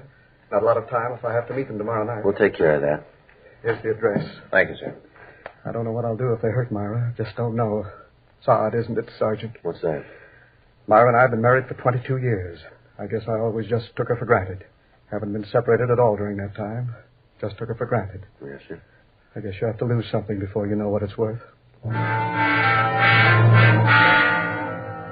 5:43 p.m. We asked Mr. Wagner not to touch anything in the house. We told him that after his wife had been returned and our men could move safely about the neighborhood, the house would be gone over for physical evidence. 2 men came out from the office and a stakeout was placed on the house. The note was taken downtown and photographed. Dean Bergman lifted several clean prints from it. However, comparison with those taken from Mr. Wagner eliminated them. The maid, Betty Jo, was contacted, but she could tell us nothing. In the meantime, Sergeant J. Allen at the crime lab prepared a shoebox as directed by the abductors. Dummy packages of money were placed in the box, and the container was wiped clean of all fingerprints. The area where the meet was to take place was staked out. The following morning, Wednesday, July 8th, Henry Wagner went to teach his classes at the university as usual. Late in the afternoon, he returned home, and at 9:45 p.m., he got into his car and left the house. I'd gotten into the back seat of the car earlier, and I kept out of sight. In an undercover unit behind us, Frank, Lieutenant Gorham, and Gil Encinas kept us under observation in the event that we missed contact with the kidnappers. 10:26 p.m. We turned off Benedict Canyon onto Deer Canyon Drive. I hope I'm doing the right thing. I can't help thinking of what they might do to Myra. Well, try to take it easy, Mr. Wagner. We know how you feel. Everything that can be done has been taken care of here. That's what you've been telling me for the past hour. Doesn't make me feel any better about what's happening. Can you still see that car behind us?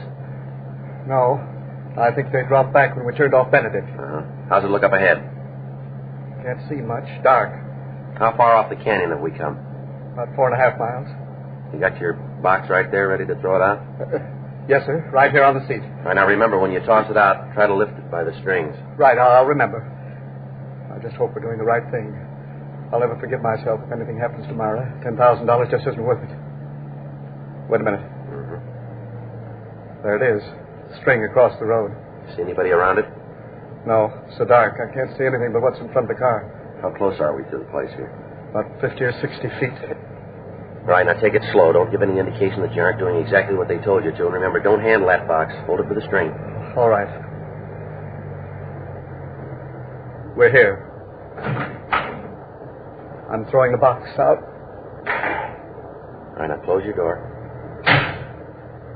What now? Go up the road a little, and then turn around and drive back. Act like everything is just the way they told you to handle it. All right. Take it easy now. We can turn around here. All right. You see anyone move for the money? No, not yet. Maybe when I get turned around. Just a second. There's a driveway here. Oh, it's pretty dark back there. All right, can you see anything at all? Nothing there. I don't see anyone. All right, now just keep driving. If there's anybody to pick up the money, it'll look better if you don't cause any trouble. I don't know about all of this, Sergeant. Somehow I still can't get the idea out of my mind that we've done the wrong thing. That they know all about it, that they're going to kill Myra.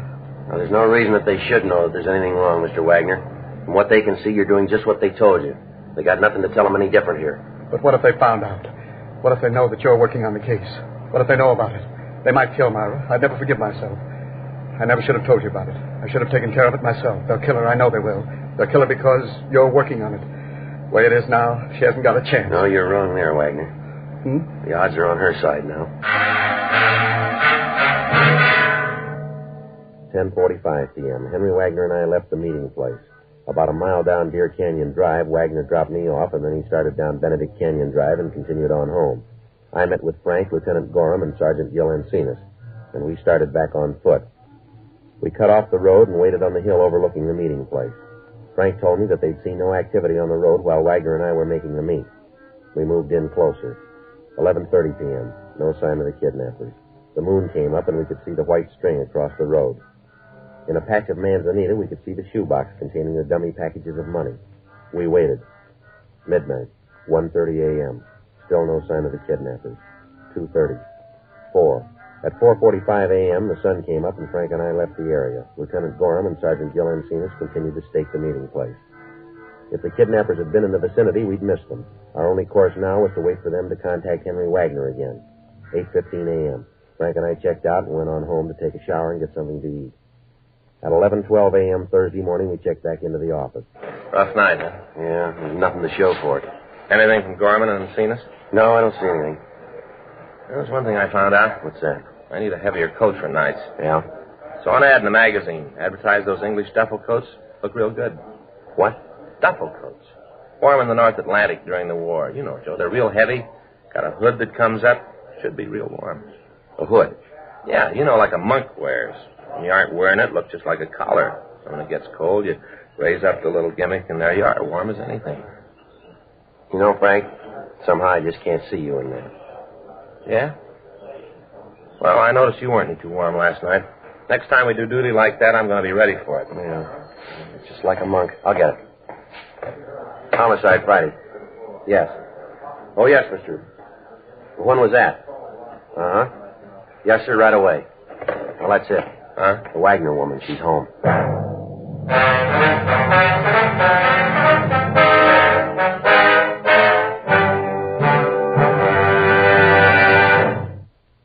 You are listening to Dragnet, the authentic story of your police force in action. Friends, you'll remember some months ago we read you our first report, the 6 months report on the effects of smoking. Then more recently we read you the 8 months report. Now here is the latest one. The full 10 months report confirms again no adverse effects on the nose, throat, and sinuses of the group from smoking Chesterfields. This from a medical specialist who is making regular bi-monthly examinations of a group of people from various walks of life. 45% of them have smoked Chesterfield for an average of over 10 years. After 10 full months, the specialist reports he observed no adverse effects on the nose, throat, and sinuses of the group from smoking Chesterfield. That's the report. Buy much milder Chesterfield, regular or king size. The cigarette that's best for you.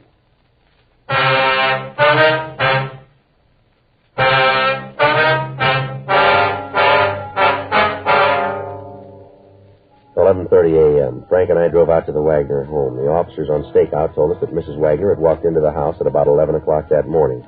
As soon as she'd gotten inside the house, she collapsed. The family doctor had been called, and she was treated for shock. Other than some scratches on her arms and around her face, she was unharmed. The officers told us that they'd been unable to interrogate her so far. We talked to the doctor, and he told us that we could talk to her until the sedative took effect. Honey, these are policemen. They want to ask you a few questions. What? Police officers, honey. There's Mr. Friday and there's Mr. Smith. Oh, yes. They want to ask you some questions, dear, about the people who took you. Oh, all right. It won't take very long, Miss Wagner. That's all right. I want to help you get them. All right, now if you just tell us how it happened. How it happened? Yes, ma'am.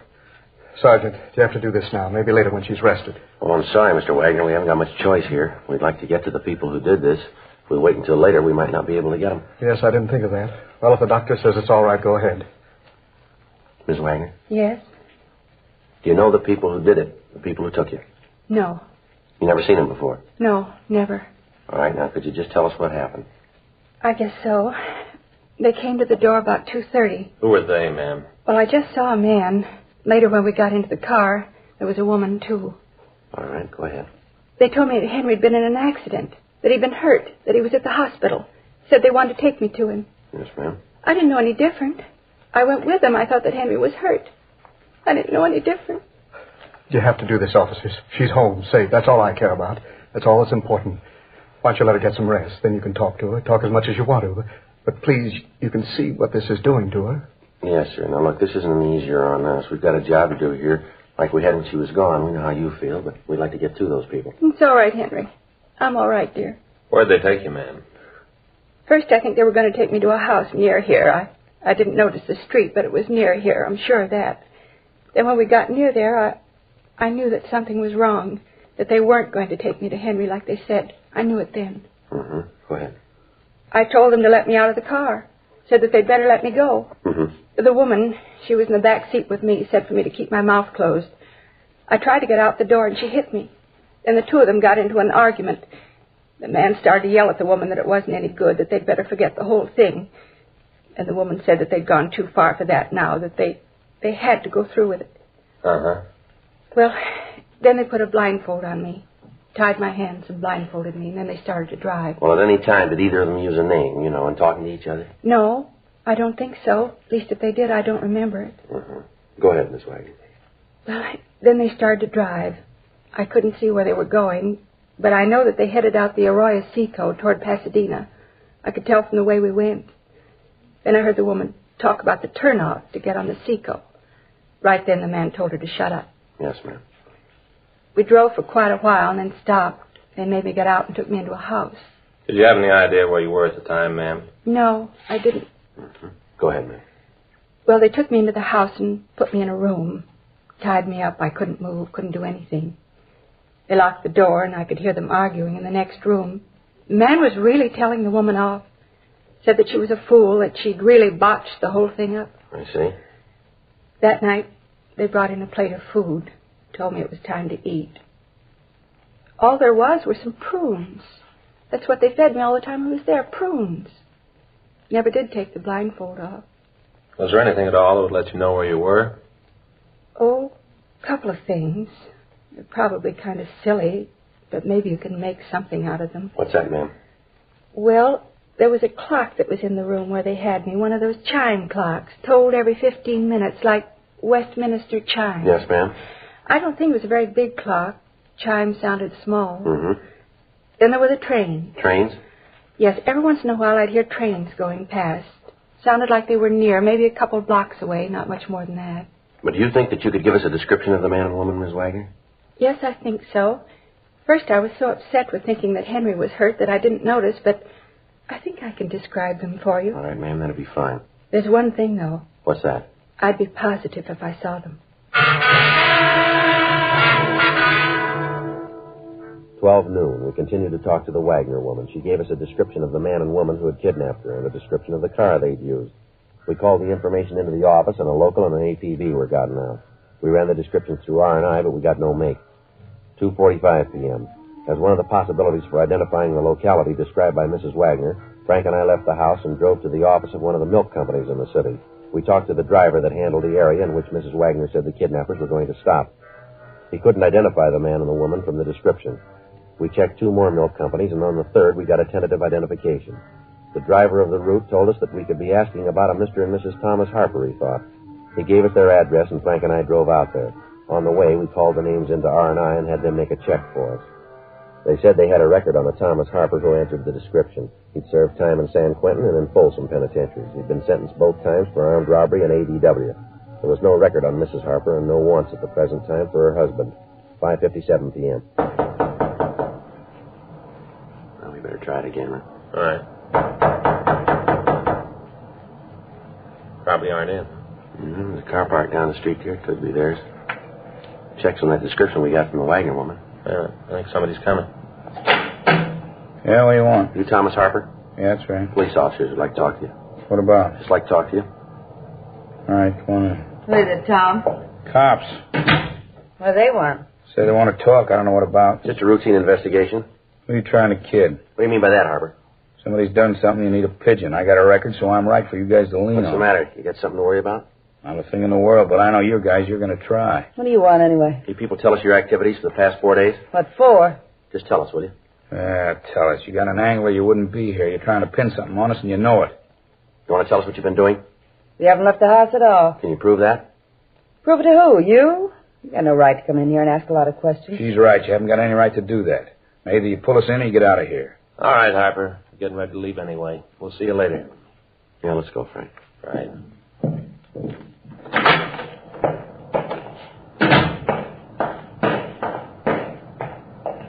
We better call the office and have the house staked. As soon as Ms. Wagner feels better, we'll have her see if she can make an identification here, huh? I don't think that'll be too hard, Joe. Found this bill from the gas company on a table in there. Yeah? House in Pasadena.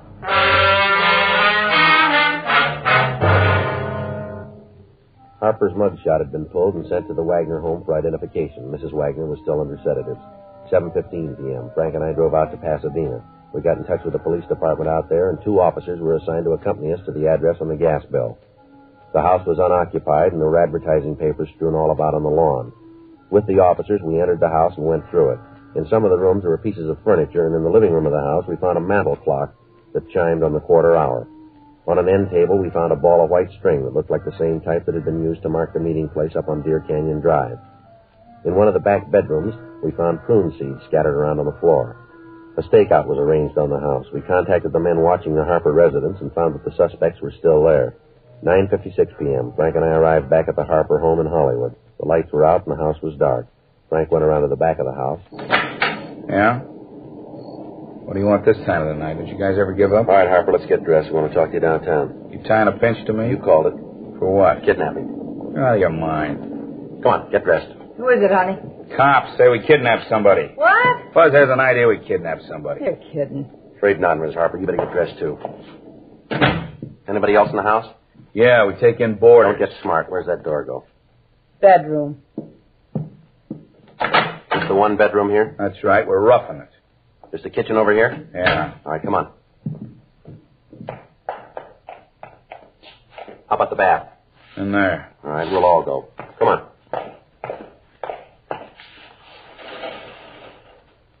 All right. Let's go back to the kitchen.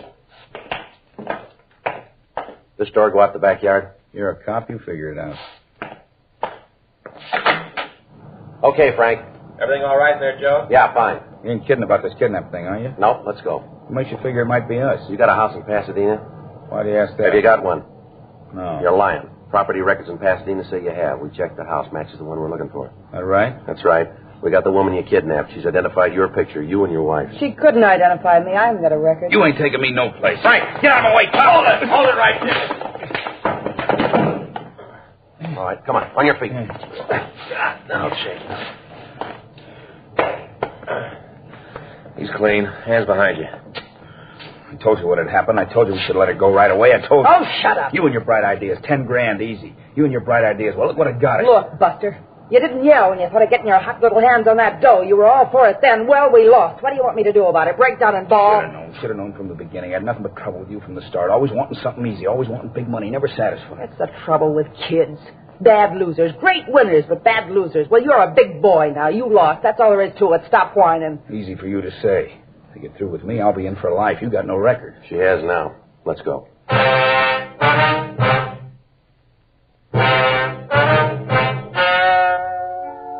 The story you have just heard was true.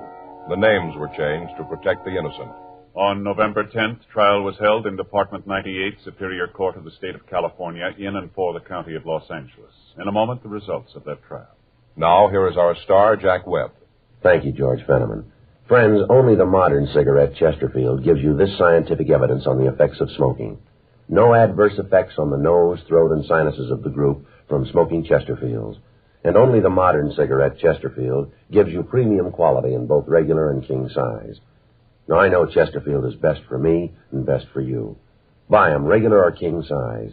Either way, they're much milder to give you all the pleasure the modern cigarette can give.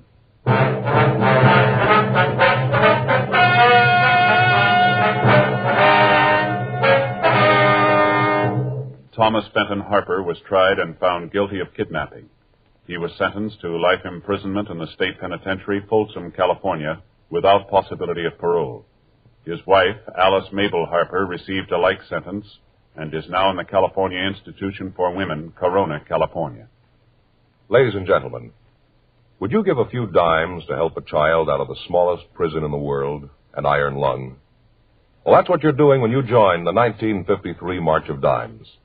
Remember, crippled children are depending on your help. So give your dimes and your dollars to the 1953 March of Dimes.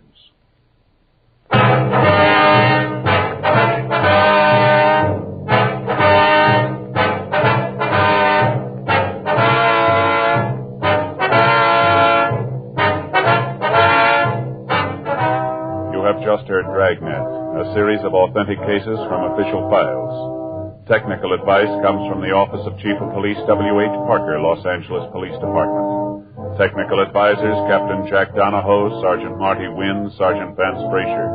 Heard tonight were Ben Alexander, Virginia Gregg, Jonathan Hull. Script by John Robinson. Music by Walter Schumann. Hal Gibney speaking. Sound off for Chesterfield. Either way you like them, regular or king size, you'll find premium quality Chesterfields much milder. Chesterfield has brought you Dragnet, transcribed from Los Angeles.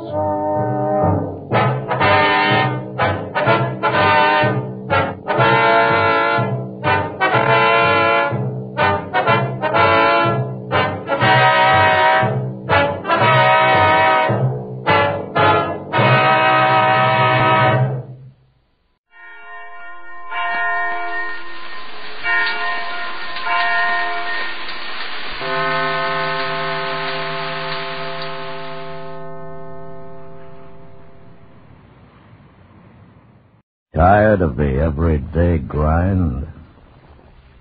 Ever dream of a life of romantic adventure? Want to get away from it all? We offer you Escape.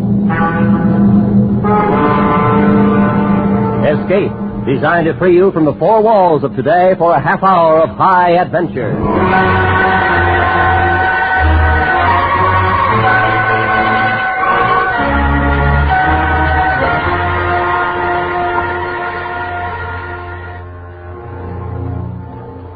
You are a passenger aboard a submarine, making its last peaceful voyage across the sea. While unknown to you, the captain has a plan, which, if it succeeds, will mean for you and the entire crew a fate from which there can be no escape. So listen now as Escape brings you Mary Ann Mosner and Francis Rosenwald's exciting story, The Log.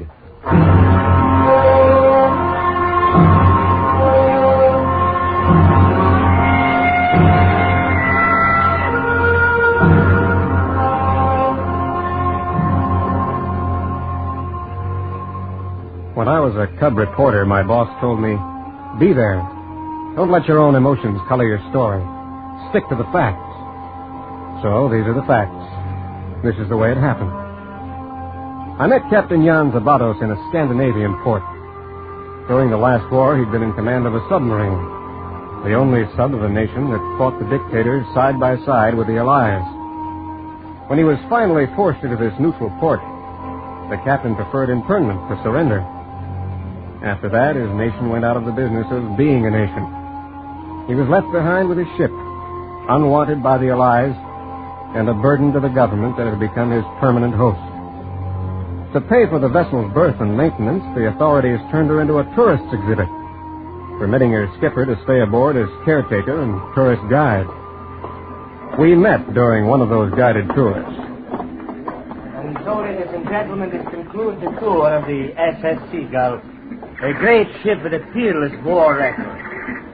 It was my honor and privilege to guide her across hostile waters as master of this man-of-war that gave battle to the last torpedo. Thank you. No, thank you. Thank you. You're very welcome all, and this way if you please. You got a few minutes, Captain? I'm Bill Rawlins, New York Globe. I enjoyed your tour a lot. Thank you, Mr. Rawlins. Always glad to talk to gentlemen of the press. I presume you would like to write a story on the Seagull? Well, to be honest about it, sir, I'd rather write about her skipper. I am honored, but without the Seagull, you won't have much of a story. She and I are comrades in arms. The war has been over a long time, Captain. Yes. Yes, of course. Haven't you ever thought of going home? Mr. Rawlins, this is my home, and always will be. As we walked across the deck, the Seagull came to life the way her skipper talked about her exploits at sea. And I saw 1,500 tons of steel that had never faltered, never failed. I was busy taking notes when the man came up the gangplank, stocky, brisk, dressed in a natty gray suit, a briefcase under his arm. How do, gentlemen? Where do I find the man in charge? I'm in command of the Seagull, Captain Jan Zabatos. What can I do for you? The name's Andrews, James McCard. I represent the Liverpool office of the Marine Salvage and Surplus Corporation. You mind if I look around? The next tour of the Seagull commences at 16 o'clock. That's fine. You go right ahead. I know my way around ships. Bought and sold them all my life. This is my first time. I'm afraid you must be mistaken, sir. The Seagull is not for sale. Not anymore. My company just bought her. I closed the deal yesterday. Look, this can't be. Nobody has authority to sell my ship. The government has, according to international law. This isn't your ship anymore, Captain. Do you realize what it costs this country to keep her docked here?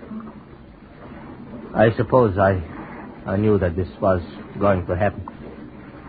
Excuse me, sir, what does your company plan to do with the Seagull? Scrap her. What else is she good for? Yes, of course. What else? You plan to break her up here? No, we'll have to tow her across to Liverpool.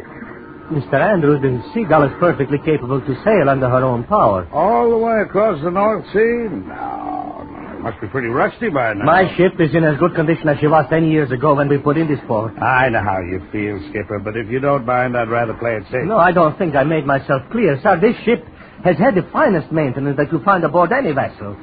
I have seen to that myself.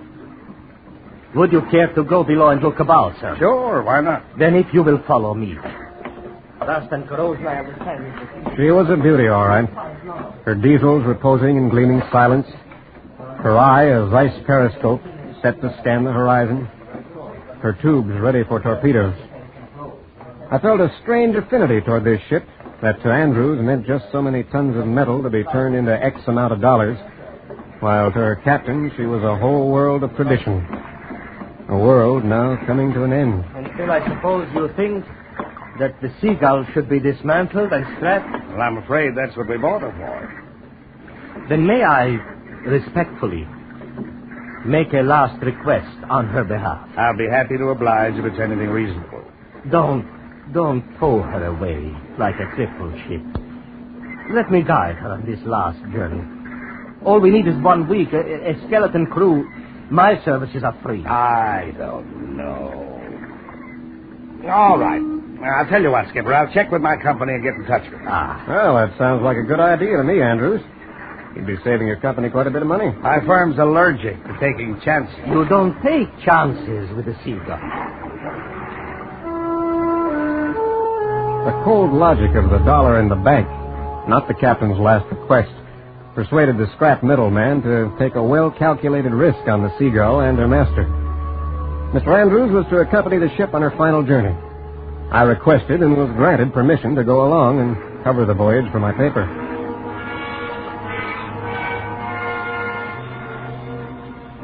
It was a gray, overcast morning when we boarded the Seagull. She was straining gently at her anchors with the last of the ebb tide. Well, Skipper hired a decent cook. Nothing like sea air to give a man an appetite. I'm not looking forward to a picnic, Mr. Andrews. All I want is a story. You won't find it in this barge, Rawlins. But I can give you plenty of stories. My company isn't averse to publicity. When we reached the bridge, we found a changed man. Captain Jan Zabados, commander of the submarine Seagull, wearing a freshly creased uniform, windbreaker, and his well-worn battle cap. Anchor secure, sir. All engines back aft. All engines back aft, sir.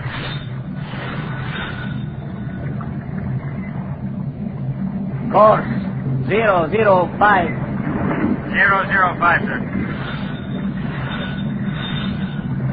Port engine back 2/3. Starboard engine ahead, standard. Port engine back 2/3. Starboard engine ahead, standard, sir. Stand by, all hands. Standing by, sir. Now, well, gentlemen, we are all. Chilly this morning, Skipper. Perfect weather. Makes you hungry anyway. What time do we... Breakfast will be served in my quarters in 10 minutes, Mr. Andrews. Come on down, Rawlins. Let's get some chow.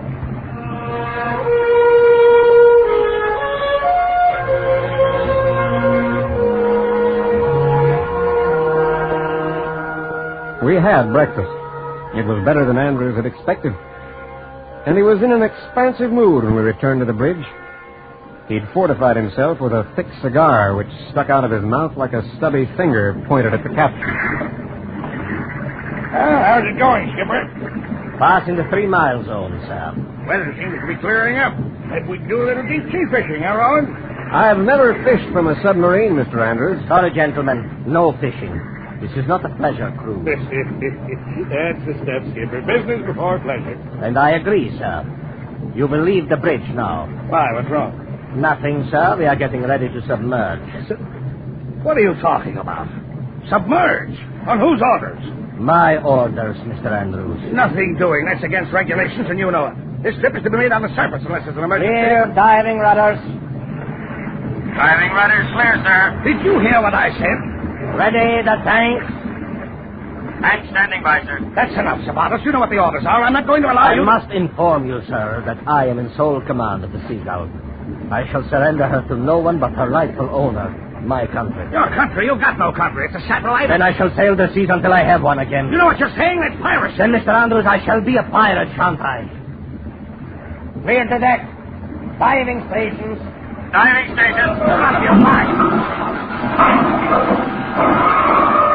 Passengers below, please. Now that's an order, Mr. Andrews. Standing by, sir.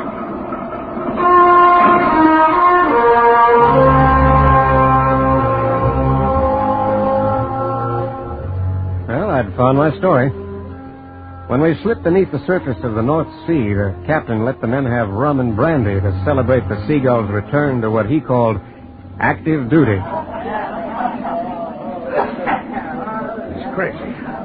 He's gone stark raving crazy. Look at the crew that madman picked himself. Well, we'll see about this. Hey, Bosun! Bosun! Come over here. Know how to handle this ship? I know my job, sir. How'd you like a bonus? Say $1,000. I'd like it fine, sir. All right. Take over. Never mind the captain. I'll back you up. I'm sorry, sir. He's my captain. I'm in charge of this ship. He's under my orders. Yes, sir. I'm sorry, sir. I'm under his orders. That's how it went with the rest of the crew. They were all men without a country, handpicked by the captain, fanatically devoted to their master and the ship that was their world. In the meantime, I noticed some activity on the part of the captain and his radio operator. A constant flow of communications between the ship's wireless and her master's tiny cabin. Andrews and I went there. The captain was sitting on the bunk, poring over a chart-filled table. Mind if you and I have a little talk? I'm quite busy. 5 minutes, Mr. Andrews. Thank you.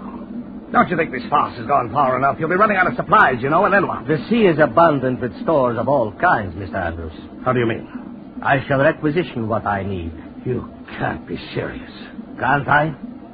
I have guns, fore and aft, shells to go with them. Give me time, I shall obtain torpedoes as well. You'll never get away with this. That remains to be seen. My wireless has picked up the Blenheim Castle, an English freighter. We will sight her by nightfall. You're going to stop her? Exactly, Mr. Andrews. There are a few supplies that we need. I am sure her captain will oblige before continuing on his way.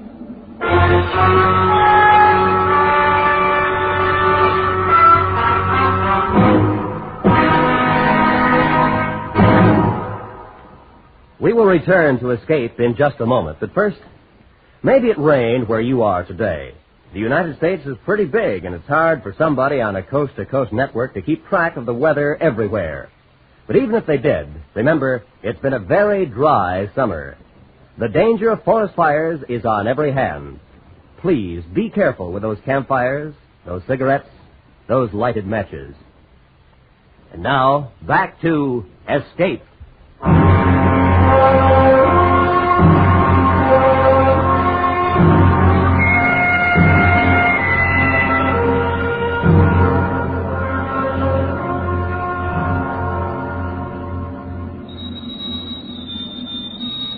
Approximately 8 hours later, the bosun's pipe shrilled as the Seagull rose stealthily to the ocean surface. Dead ahead in a choppy sea loomed the massive hull of the freighter Blenheim Castle, her foaming nose eerily phosphorescent, the position lights glimmering across the sea. Our searchlight reached up to her bridge with a long white finger.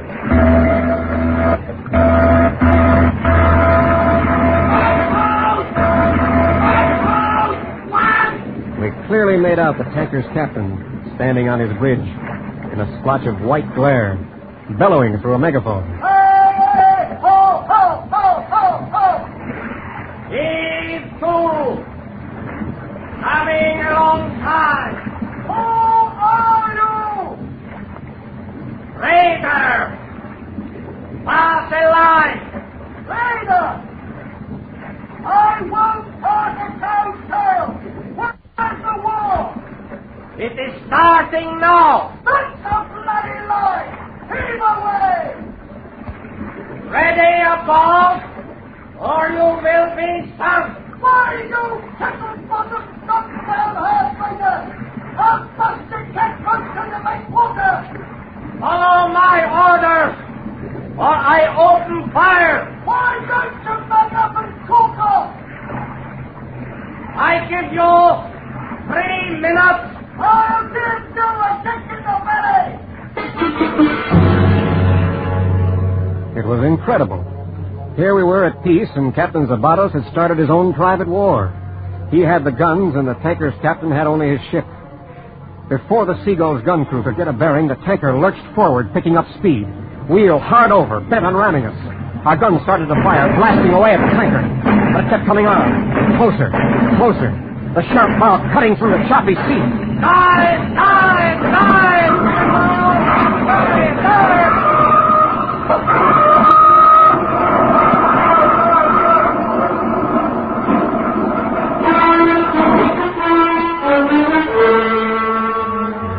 We weren't fast enough. There was a grinding lurch, and we knew the Seagull had been damaged in the collision with the freighter, but we couldn't tell how badly.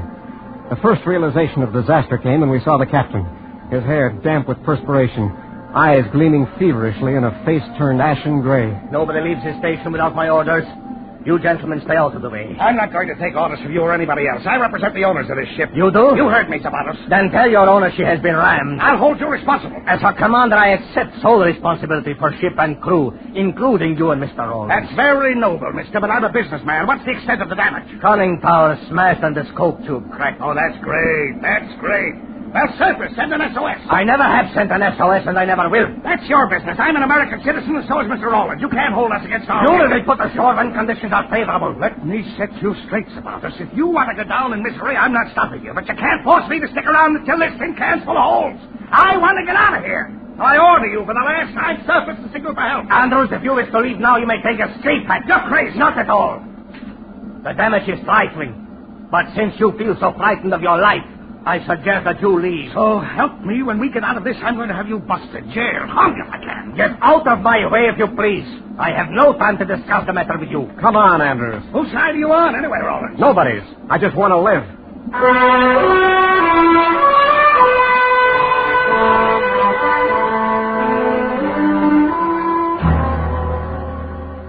The hours passed slowly at the ocean bottom. The stillness echoing the attempts of the men working to repair the damage. The air was getting foul, breathing becoming more difficult.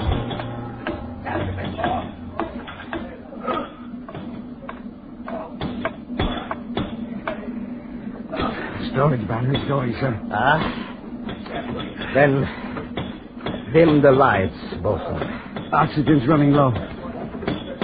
Ration it. I've got 2 men in sick bay already. All right. All right. Carry on.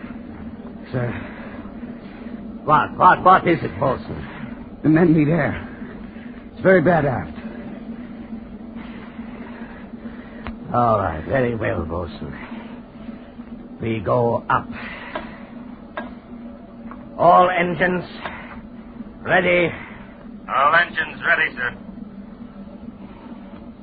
Clear pressure tanks. Clearing tank, sir. Diving rudder. Standard. Vessels approaching overhead, sir. Ease rudder, hold tanks.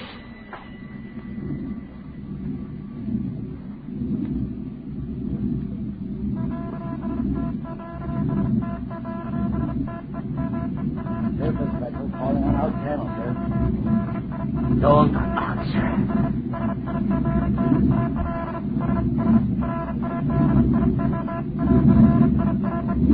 British subjects are closing in, sir. Request ship to ship communication. All right. I talked with him. Stand by. SS Seagull coming in. Go ahead. NS-127. Are you in trouble, Seagull? No trouble, sir. Surface at once. State your conditions. No. Then I regretfully refuse, sir. Following orders, Seagull. Come up, or we drop depth charges. Do so, then. You can't get away. We've got a sonar fix on you. No surrender. We're ready with depth charges, Seagull. Wait! Get back! Americans down here! We lost communications!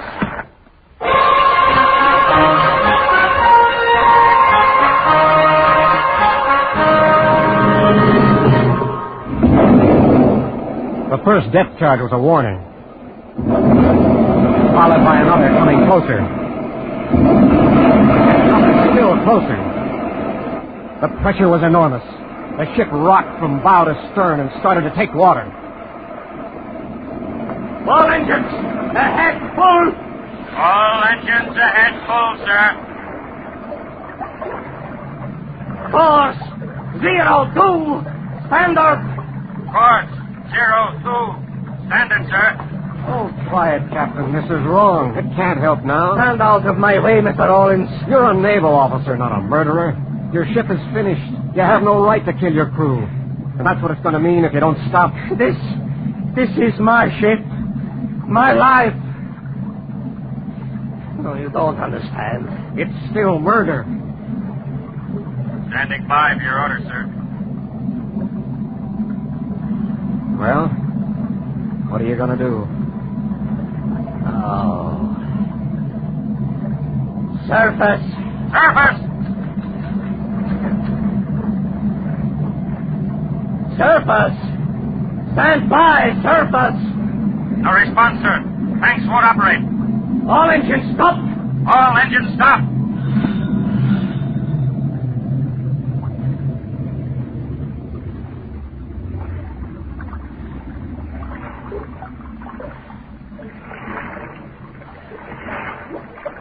Now what?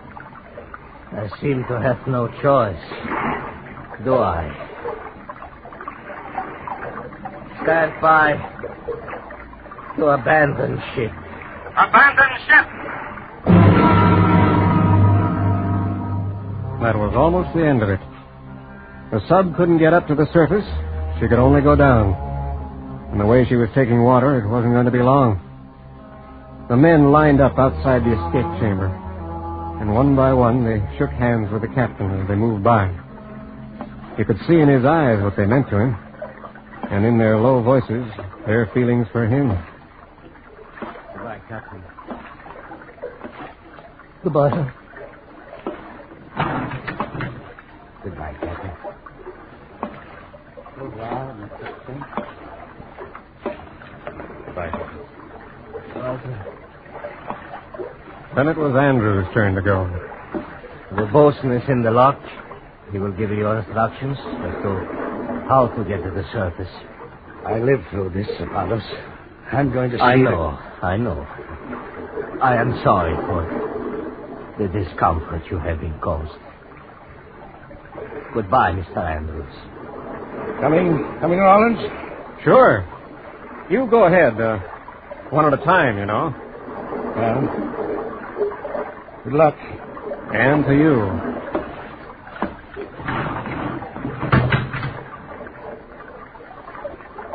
Now, Mr. Owens, huh?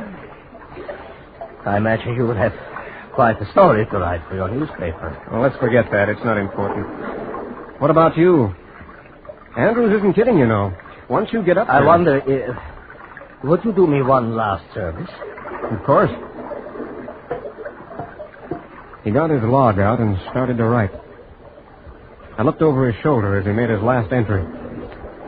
All men off ship. Strong list to port. Storage batteries 0. Oxygen 20. Ship secure. Signed, Captain Jan Zabatos, Commander, SS Seagull. You oblige me by taking this log up with you. It can be fastened to your belt.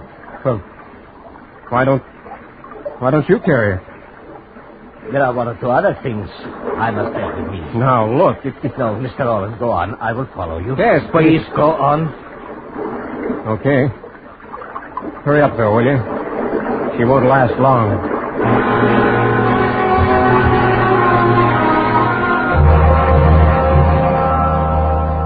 I got up to the surface. A boat from the sub-chaser picked me up 5 minutes later.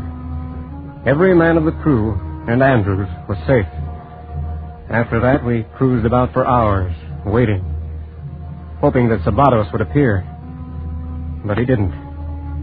I should have known he'd stay with the Seagull.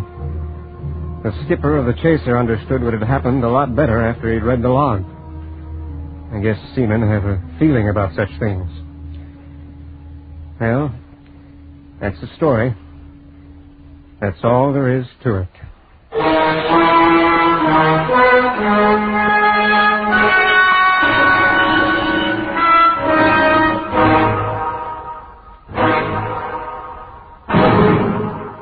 Under the direction of Anthony Ellis, Escape has brought you The Log, a story by Marianne Mosner and Francis Rosenwald, starring Lawrence Dobkin and Byron Kane. Featured in the cast were Alan Reed, Kurt Martell, Frank Gerstle, Eric Snowden, Richard Peel, and Jim Nesser. The special music for Escape was composed and conducted by Leith Stevens. Next week. You are walking the streets of an Indian city. Terrifying, sweltering streets. While the man you fear has already made his mark on you. A mark from which there can be no escape. So listen next week, when Escape will bring you James Henderson's frightening story, The Untouchable.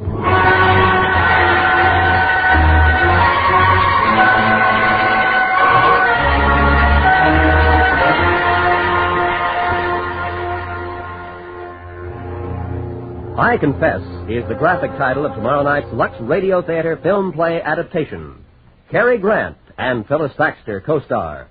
You'll remember I Confess as one of Alfred Hitchcock's most suspenseful thrillers, and you'll enjoy every minute of it on most of these same stations tomorrow night when CBS Radio presents the Lux Radio Theater. This is Roy Rowan speaking.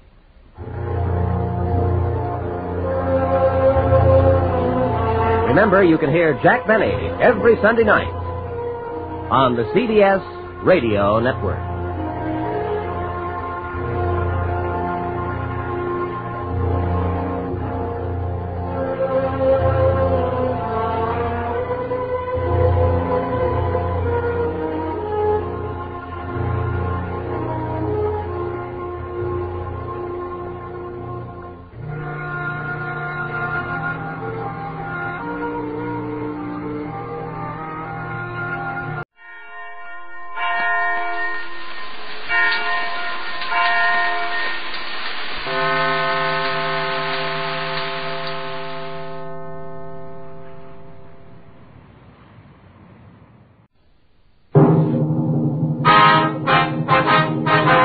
Sound off for Chesterfield.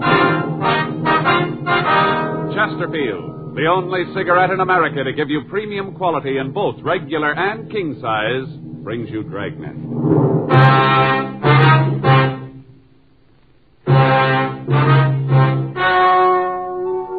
Ladies and gentlemen, the story you are about to hear is true. The names have been changed to protect the innocent.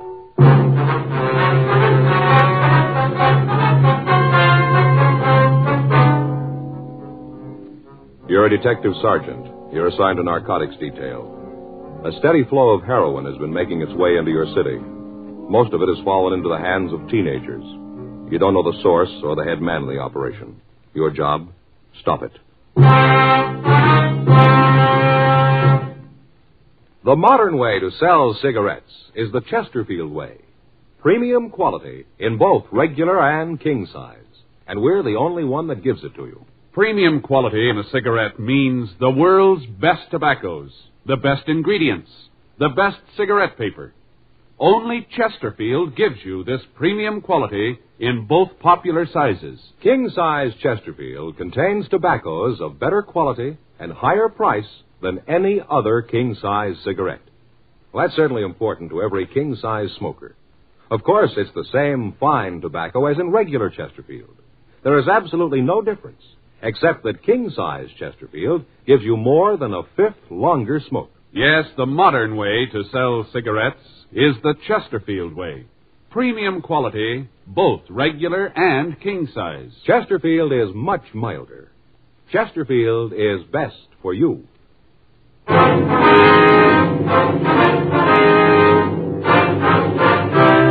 Dragnet, the documented drama of an actual crime. For the next 30 minutes, in cooperation with the Los Angeles Police Department, you will travel step by step on the side of the law through an actual case transcribed from official police files. From beginning to end, from crime to punishment, Dragnet is the story of your police force in action.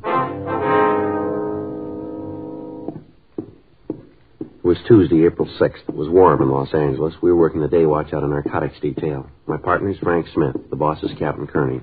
My name's Friday. I'd just gotten off work, and I'd gotten a call from a friend who wanted to see me. It was 5:46 p.m. when I got to my apartment house. Apartment 12. Hi, Joe. Oh, Ed? Just getting ready to go in. Come on in. Caught you. Go ahead. Thanks. Sit down. You got a date or something? No, it's all right. I just thought I'd get something to eat and then maybe take in the show. What do you want to see me about? It's about Gary, Joe. Your boy? Yeah, I don't know quite how to say it. Yeah, well, you sounded pretty upset on the phone, Ed. I was, Joe. I still am. I don't know what I'm going to do. Well, come on. What's it all about? It's all I could do to keep my hands off him. I never felt like that with anybody before, but I did with Gary. I wanted to strangle him. All right, now what's he done, Ed? He's a dope addict, Joe. Well, that's a pretty serious thing to say, Ed. Are you sure about that? I am now. First, I couldn't believe it, but tonight Helen and I went through his room. We found this. Here. Uh-huh. Open it. See? Mm-hmm. Looks like a layout. I couldn't find any drugs in it. I know that he's using them, though. Spoon, eyedropper, needle. Yeah, everything's here. Where'd you find this, Ed? In his room. Had it hidden up on the shelf in his closet. I found it tonight. I didn't know what to do, Joe. Helen's been crying all day. She's almost out of her mind. You were the only one I could think of coming to. Who do you talk to when you find out your son's an addict? Well, now, Ed, are you sure this is his in the first place, that he's been using it? Yeah, I'm sure. I never would have believed it. Not Gary. There's no reason for it. We've given the kid everything he wanted. There's nothing he didn't have. Good home. Helen and I have always tried to understand his problems. Always looked at them like they were important. Everything. We gave him everything. Now this. I don't know what to do, Joe. I got no place to turn. There's nothing I can do. Maybe you can figure a way. Maybe you can't. I don't much care anymore. I just know that I can't see him again. Not for a while. I'm afraid, Joe. I'm real afraid. All right, now, let's take it easy, Ed. We'll work this out some way. You don't know what it's like, Joe. You can't. To feel like this and to know you'll do it. What? I see him again, Joe. I'm going to kill him. I'd known Ed Field for the past 7 years. I'd met him when we were conducting an investigation while I was assigned to Bunko Division. His testimony had been instrumental in breaking up a gang of shoplifters. Since then, we'd become very good friends. He lived just down the street from my apartment, and on occasion we got together for an evening. I knew his wife, and I'd met his 18-year-old son, Gary. The boy was a senior in high school, and as Ed had told me many times, his grades were well above average. The Field family was moderately well-to-do. Their home wasn't luxurious, but it was good-sized. To look at the boy, there was nothing that would cause anybody to think that he might be a user. 6:12 p.m. Field and I arrived at his home. Helen Field was waiting for us. She was a nice-looking woman in her early 40s. She led us in the house and showed us to the living room. It was obvious that she'd been crying. I don't know how to thank you for coming over, Joe. I guess Ed told you what it's all about. Yes, Helen, he did. Is Gary home yet? No, I haven't heard a word from him since he left. I didn't tell Joe what happened this afternoon. Thought it'd be better if he got it from you. Oh, all right. You want to sit down, Joe? Sure. I'll tell you. Thank you. Well, Gary came home this afternoon about 2:30. Mm-hmm. Walked into the house and went right to his room. He didn't say a thing to me. First, I thought that maybe he might be sick. I went to the room and he'd locked the door. I knocked. Asked him if he was all right. Yeah. He called through the door that he was okay and for me to leave him alone. I asked him if there was anything I could do. You know, if he was sick, he might need something. I understand. What did he say? Told me to get away. To leave him alone and get off his back. Those were his exact words. Leave him alone and get off his back. Mm-hmm. About 20 minutes later, he unlocked the door and came out. He seemed to feel fine. He came over and kissed me and said he was sorry about what he'd said. Said that he hadn't been feeling well and that he'd said those things without meaning them. Mm-hmm. I told him that he ought to wait until I could take his temperature. He said there was nothing wrong. For me to get out of his way. That he had some business to take care of and be home for dinner. I tried to stop him from leaving, and he pushed me aside. He knocked me down. Get my hands on him, I'll teach him. He stood there for a minute, and I thought he was going to cry. But he just turned around and walked out. Well, you any idea where he might have gone? What this business was that he was going to take care of? No, not the slightest idea. You see what we're up against, Joe. I'm afraid to even see the boy. Yeah. When did you first figure that he might be using narcotics?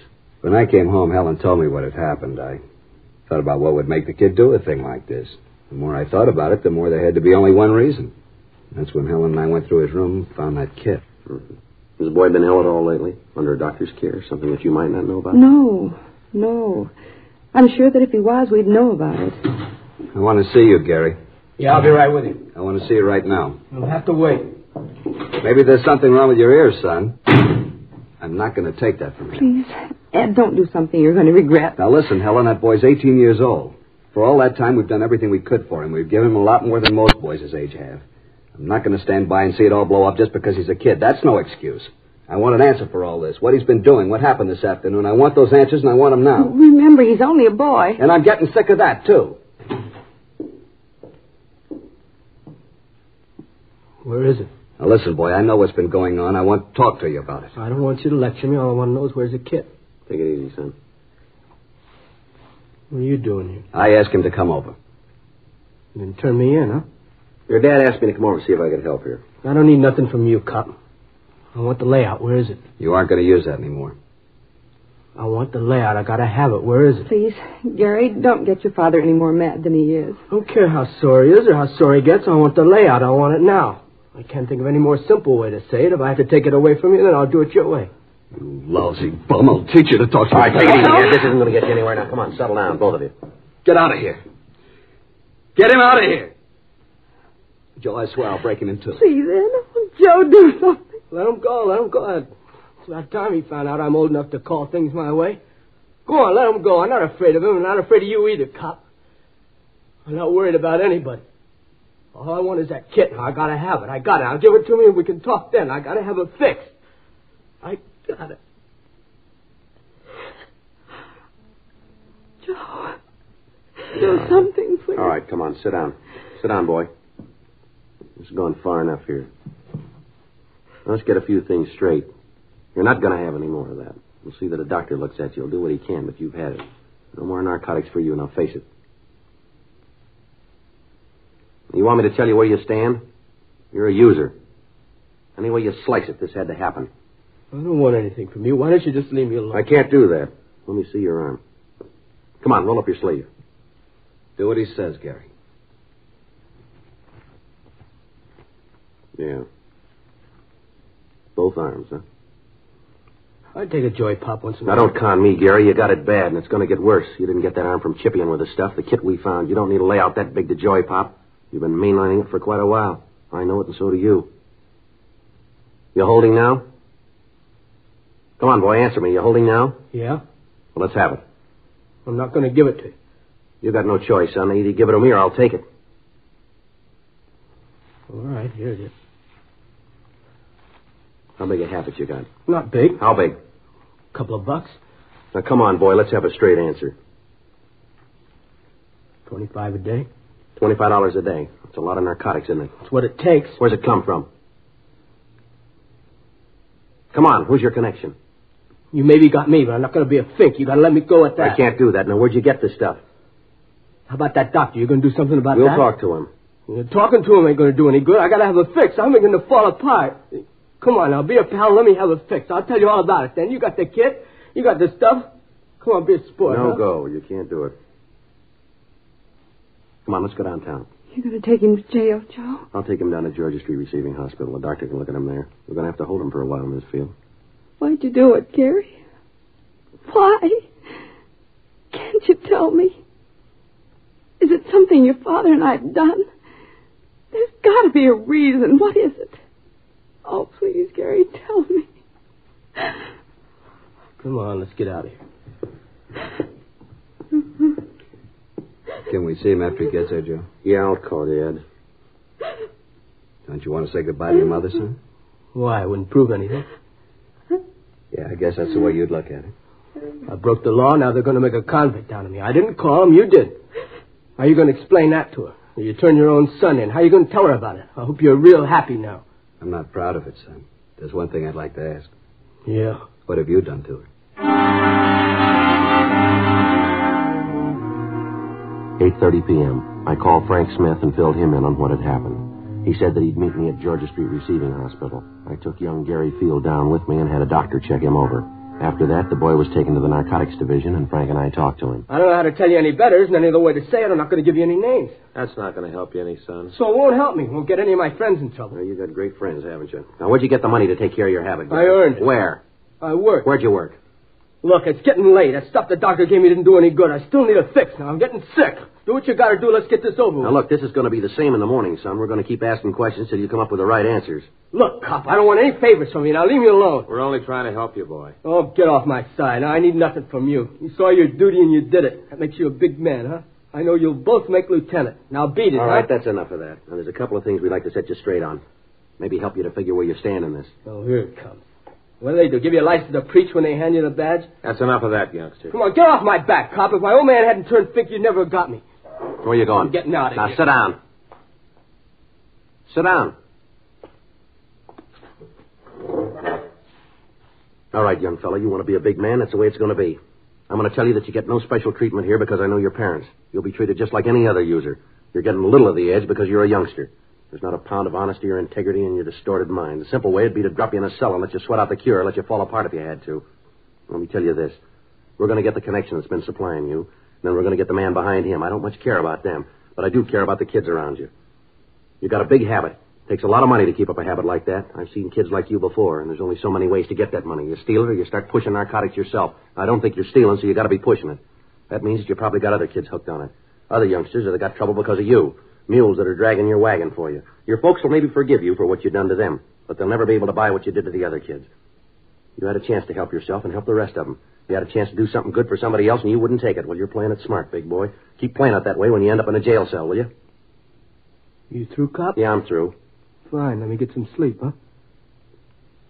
Let's go, Frank.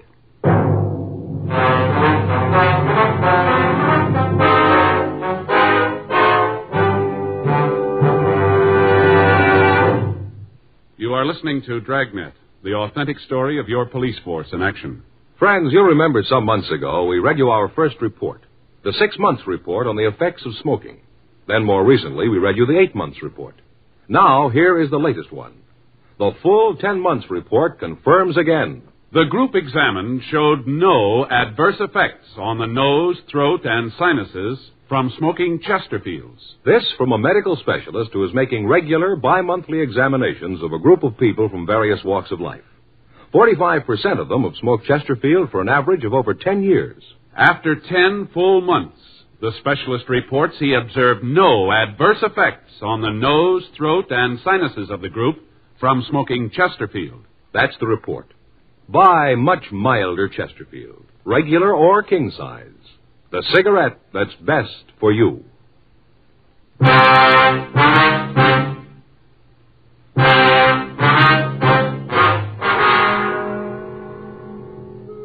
Gary Field was taken to the main jail and booked. Frank and I went back to the office to fill out the arrest reports. The next day, Wednesday, April 7th, we began to talk to Gary's friends and teachers. From all of them, we got the same story. Until 6 months before, the boy had been a model student. He was always at the top scholastically in each of his classes. He was a member of several honorary student organizations and had twice been nominated for president of his class. Then, apparently without reason, the boy's personality had changed. He stopped taking an interest in his schoolwork. Several of his teachers told us that he wouldn't have gotten passing grades at the end of the semester. He dropped out of the service organizations at school. From some of his teachers, we got the names of his close friends. Talks with them netted us little. They told us that Gary had dropped out of the crowd of youngsters that he'd been running with and had taken up with new friends. They told us that they didn't see much of him after school, that he'd gotten into fights with other students on several occasions, and that after a period of time, they'd stopped asking him to their functions. None of them were able to give us the names of his new friends. We checked with the neighborhood merchants. Most of them knew Gary. They said that he'd worked for them after school, but they hadn't seen him for several months. We asked them if they could help us locate his friends. They told us that they had seen him in the company of one particular man on several occasions, but they couldn't identify him for us. We got a description of the man, but it meant nothing to us or to the other members of the narcotics division. Photographs of known narcotic suspects were shown to the parents of Gary Field and to the storekeepers around the school. They couldn't identify any of them. 2 days passed. Friday, April 8th. We got a call from the field boy. Frank and I went over to see him. What'd you want to see us about, Gary? I wanted to tell you I've had it. What's that mean? But I want to tell you about it. What's the matter? You been sick? A little. That's not why I called you, though. They treated me all right here, but I got to thinking. All right, go ahead. I used to read in the papers where the kids would turn themselves in or get caught and cop out. All about how they realized what they'd done. Always seemed like a lot of phony sob sister stuff. I know different now. I know what I've done. I know I got to stand for it. I'm not asking any favors because I know that I've done nothing to call for. I'm not trying to be a hero or a martyr. I just want to help get this thing cleaned up. One thing I'd like to know, Gary. What's that? What made you get started on this stuff? You seem like a kid that has everything you want. You don't look like a kid who'd fall for it. Who knows? I'd give you 1,000 reasons. They still wouldn't add. I guess I just wanted to be top man all the way around. How'd you get on it? Started lushing it up, then the tea, then the heroin. That's the way it runs, isn't it? Most of the time. I didn't figure I'd ever be hooked. Thought it couldn't happen to me. How wrong you can be. How long you had the big habit? About 6 months.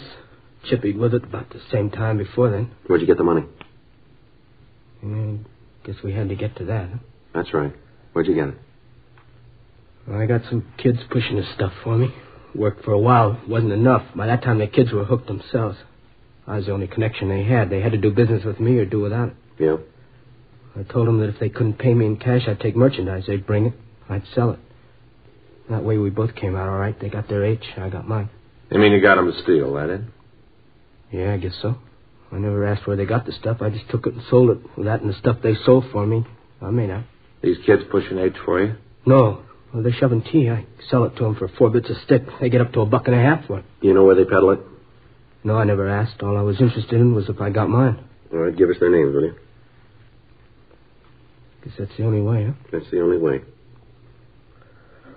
Okay, I'll give them to you. How about your connection? Who's he? Guy named Jack? Jack who? I don't know, honest. I really don't. Where'd you meet him? Drive-in downtown. Where? Drive-in at the corner of Reno and Vernon. How do you set up the meet? I just go in there between 10 and midnight, park the car and order coffee. He comes over to the car. You mean that he's always there at that time, huh? Usually is. So your only source? Yeah. Anyone else pushing it around there?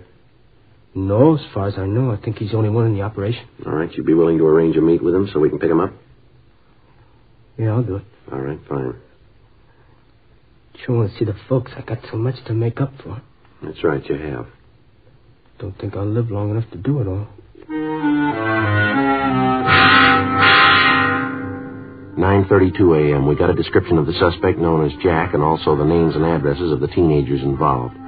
Frank and I contacted the juvenile authorities and gave them the information. We went back to our office and had Gary Field check our files of known narcotic suspects. He was unable to give us an identification on Jack. 11:56 a.m. We took the boy to his home and talked with his parents. 12:30 p.m.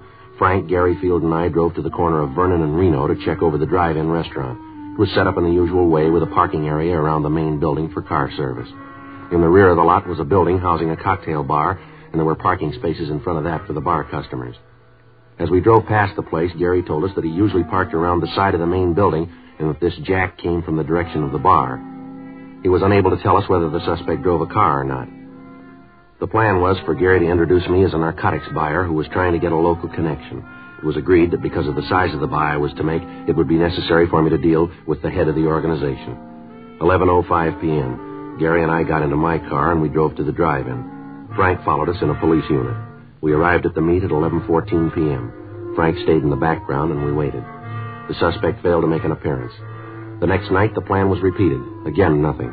Sunday, April 10th, 10:05 p.m. We arrived at the drive-in. We waited. 11:05 p.m., 11:15, 11:30. No sign of the suspect. Midnight, 12:04 p.m. Looks like he isn't going to be here. Thought you said he usually showed up, didn't you? I don't know what happened. He was always here before. You sure you got the right drive-in? Look, Mr. Friday, I know what you're thinking, but I'm telling the truth. Yeah, you know all this is kind of tough to buy, don't you? 3 nights and he isn't here. I don't understand. He was always here before. Wait a minute. Yeah? Hold it. Yeah, that's him, coming over from the bar. All right, which one? There's a couple of people coming out The there. big one. Seeing the gray suit, hat? Yeah. You sure that's this Jack? Positive, Mr. Friday. All right, now you look. You know what you're going to do. Don't let on that anything's wrong here. Remember that nothing's going to happen to you. I'll remember. All right, now hold on. He's coming over. Hi, kid. Hi, Jack. Been looking for you. Where you been? All right. Who's a friend? Oh, yeah, I want to talk to you about him. Wants to do business with you. What are you talking about? What business? Look, Jack, he's all right. I know it. Think I'd have brought him here if I didn't know it? Oh, he's all right. He's a friend of yours. You know the bit, any friend of yours. I don't know what to talk about businesses. I don't know what you're doing here, but I'm here for a cup of coffee. Better let me talk to him alone.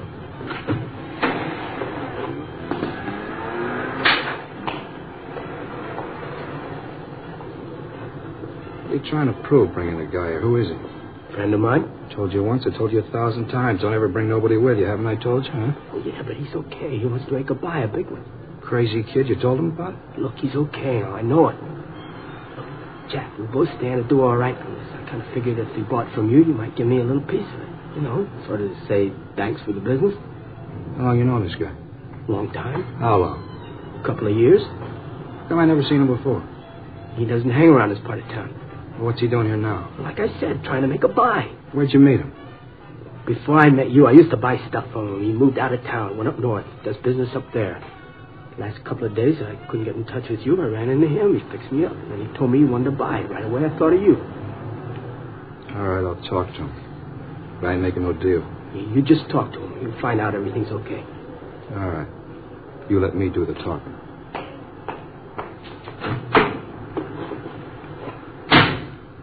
Joe, this is Jack, the fellow I was telling you about. Hi. Hi. Kidder tells me you're down on business, all right? Yeah, I'm looking around. Nice place, L.A. A lot of business to do here. What line you? Whatever pays me. Where you from? Up north. Mm-hmm. How long you known Gary here? Now, you listen to me. I haven't got all night to stand around here and guzzle his stale coffee with you. The kid told you what I want. Now, it boils down to one simple question. You want to do business or don't you? Going kind of fast, aren't you? I haven't got a lot of time. I don't like to deal that way. All right, kid, let's get out of here. Should have known better than to figure on dealing with a small-time operator. I told you that before. What do you mean by that? You read it any way you want. Well, let's go, son. See you around, mister. Hey, hold on. No need to get sore about it. Just have to be careful. You know how it is. Now, you listen. I was shoving horse when you were playing with marbles. I've outgrown the kid games. I thought I could make a buy. I see I was wrong. Maybe not. What? I said maybe we could do business. I gotta have it tonight. How much you need? I need an ounce. That's gotta be good. Mm-hmm. I haven't got that much with me. How much have you got? I only got 12 bindles with me. How much? You gotta understand, this is good stuff. How much? Now, look, this is better than you can find anyplace else. All right, let's quit playing, huh? What's the tab on it? $10 a bindle. All right, I'll take the 12. How soon can you have the rest of it? When do you want? I told you I was in a hurry. Don't you hear good? Yeah, maybe tomorrow night. All right, that'll have to do. If it's good quality, I may want some more. How much can you supply? How much do you need? Oh, I'll go maybe another ounce. Mm-hmm. You got the cash for this? I don't do business any other way. Uh-huh. Wait here, I'll be back.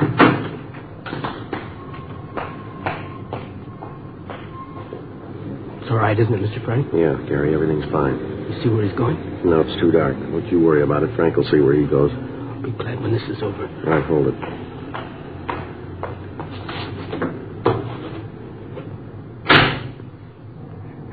Okay, mister, let's see the money. I got it right here. Let's see the horse. You got it? All right, looks all right. Here. You don't mind if I count this? No, go right ahead. It's all there. $120, isn't that what you said? Just to make sure. Yeah. 50, 70, 90, 110, 120. Yeah, right, it's all here. Mm-hmm. Well, I'll see you tomorrow night, huh? Yeah, sure. I want to tell you, it's nice to do business with you. It's been a real pleasure. Well, it works both ways, mister. Mm-hmm. Well, I hope to see a lot more of you. You will. You're under arrest.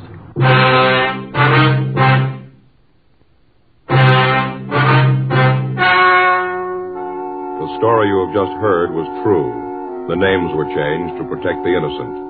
On July 29th, trial was held in Department 89, Superior Court of the State of California, in and for the County of Los Angeles. In a moment, the results of that trial. Now, here is our star, Jack Webb. Thank you, George Fenneman. In 1952, American smokers bought more Chesterfields than ever before in the history of the industry. Today, sales continue to mount for two big reasons. Chesterfield is the first and only cigarette to give you premium quality in both regular and king size. Only Chesterfield gives you this scientific evidence on the effects of smoking.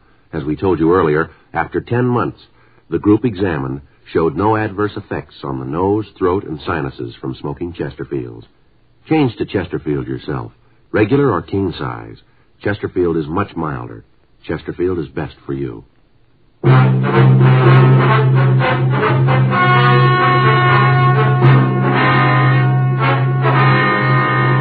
Gary Richard Field, because of his cooperation, was placed in a hospital for rehabilitation and at the conclusion of his treatment was placed on 3 years probation. The other juveniles involved were handled through the juvenile court and received sentences comparable with his. Jack Alexander Williams was tried and found guilty of violation of the State Narcotic Act, a felony, and was sentenced to the state penitentiary for the term as prescribed by law.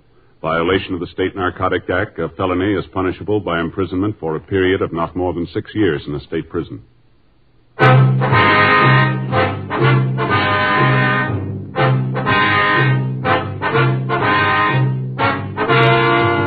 You have just heard Dragnet, a series of authentic cases from official files. Technical advice comes from the Office of Chief of Police W.H. Parker, Los Angeles Police Department. Technical advisors Captain Jack Donahoe, Sergeant Marty Wynn, Sergeant Vance Frazier. Heard tonight were Ben Alexander, Harry Bartell, Virginia Gregg, Eddie Firestone. Script by John Robinson. Music by Walter Schumann. Hal Gibney speaking. For a million laughs, tune in Chesterfield's Martin and Lewis show Tuesday night on the same NBC station. And sound off for Chesterfield, either regular or king size. You'll find premium quality Chesterfields much milder. Chesterfield is best for you. Chesterfield has brought you Dragnet, transcribed from Los Angeles.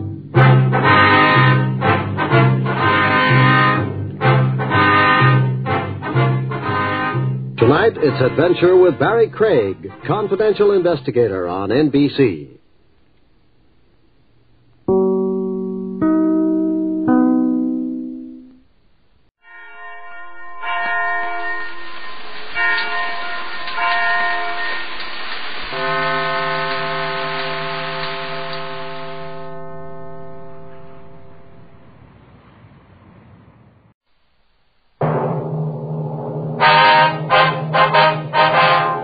Sound off for Chesterfield. Chesterfield, the first and only cigarette in America to give you premium quality in both regular and king size, brings you Dragnet.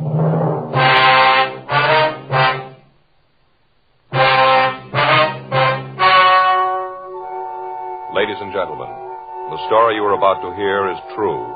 The names have been changed to protect the innocent.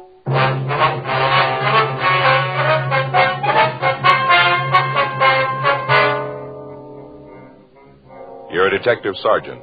You're assigned to auto theft detail. A gang of car strippers has been operating in your city. From their M.O., you know they're professionals. They move fast. Your job? Get them. Friends, you'll remember some months ago we read you our first report, the 6 months report on the effects of smoking. Then, more recently, we read you the 8 months report. Now, here is the latest one. The full 10 months report confirms again. The group examined showed no adverse effects on the nose, throat, and sinuses from smoking Chesterfields. This from a medical specialist who is making regular bi-monthly examinations of a group of people from various walks of life. 45% of them have smoked Chesterfield for an average of over 10 years. After 10 full months, the specialist reports he observed no adverse effects on the nose, throat, and sinuses of the group from smoking Chesterfield. That's the report. Buy much milder Chesterfield, regular or king size. The cigarette that's best for you.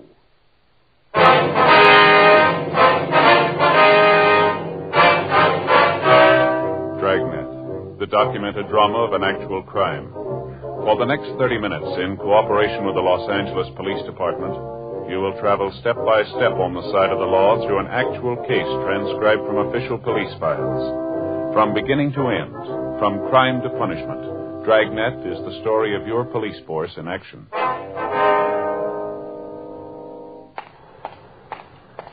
It was Tuesday, August 5th. It was warm in Los Angeles. We were working the day watch out of auto theft detail. My partner's Frank Smith. The boss is Captain Nelson. My name's Friday. I was on my way back from the telephone booth, and it was 10:23 p.m. when I got to the parking lot. Our car. You called in? Yeah, they haven't hit tonight so far. What's the time now? A little after 10:30. Parking lot's about empty. Yeah. The attendant left a few minutes ago. Frank? Yeah, I see him. Over there going for that Cadillac. Yeah. You got a good look at him? No, it's too dark. He's forcing the door. Come on. Right. All right, hold it up there. He's in the car, Joe. All right, hold it up. He isn't going to stop. He's heading for that intersection. He'll never get through. Come on.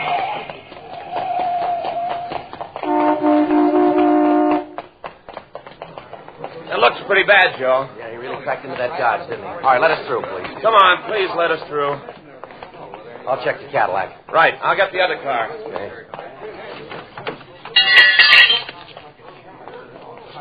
The 3 people in that Dodge are lucky. Doesn't look too bad. I'll call the ambulance. Yeah, we'll tell them to hurry. I don't think this one's going to wait. 10:46 p.m. The ambulance arrived, and after emergency treatment at the scene, the victims were removed to Georgia Street Receiving Hospital. A traffic car had been dispatched to investigate the accident. Upon arrival at the emergency hospital, we were informed that the suspect had died on the way. The dead body was identified by his personal effects as Charles Roxford, age 16. The Juvenile Bureau was contacted, and they requested that in the course of our investigation, we notify the boy's family. 11:27 p.m. Frank and I drove out to the address listed on the victim's identification. It was a house above the Sunset Strip. We rang the bell and waited. I'll try it again. Yeah.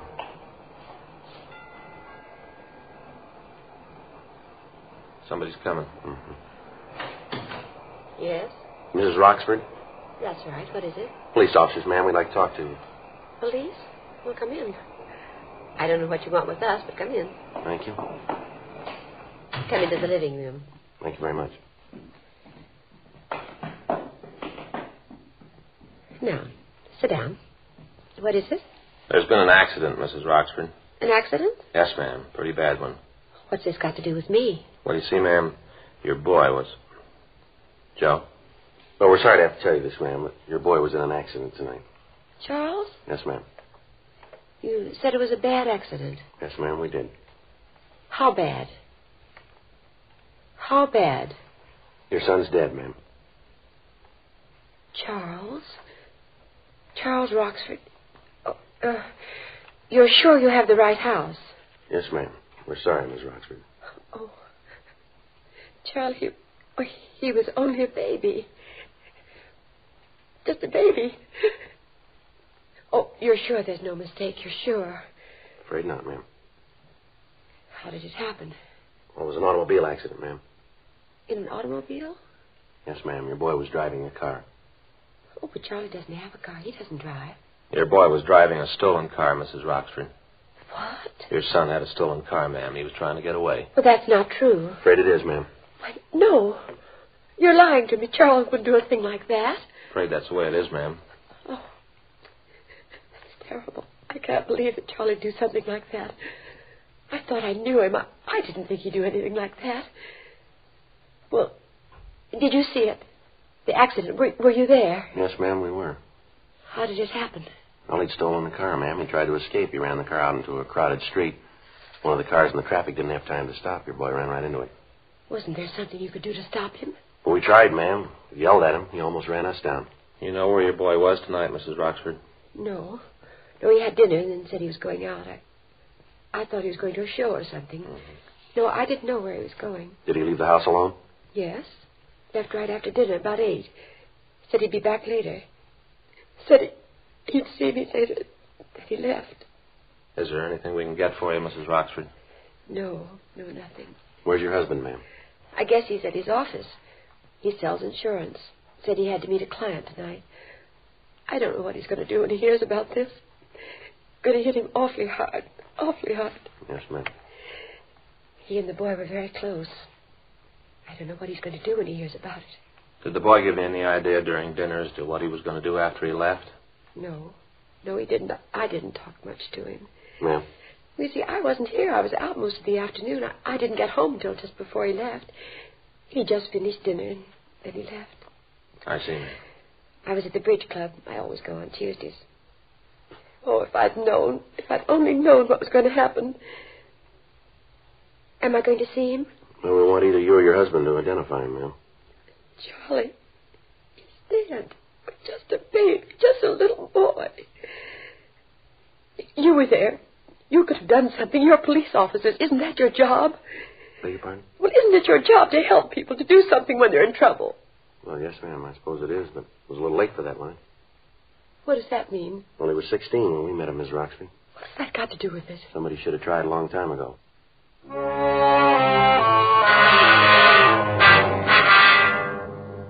Most car thefts fall into 3 basic categories, well known by all police officers. First, the cars that are stolen by professionals who change the motor numbers, forge owner certificates, repaint the bodies, and sell them throughout the country. The second group consists of joyriders, thieves who steal the cars for a few hours, merely to ride around in them and then leave them on the streets. The third category, and the one we've been working on for the past 6 weeks, dealt with the activities of car strippers. Their M.O. followed the usual pattern for this type of crime.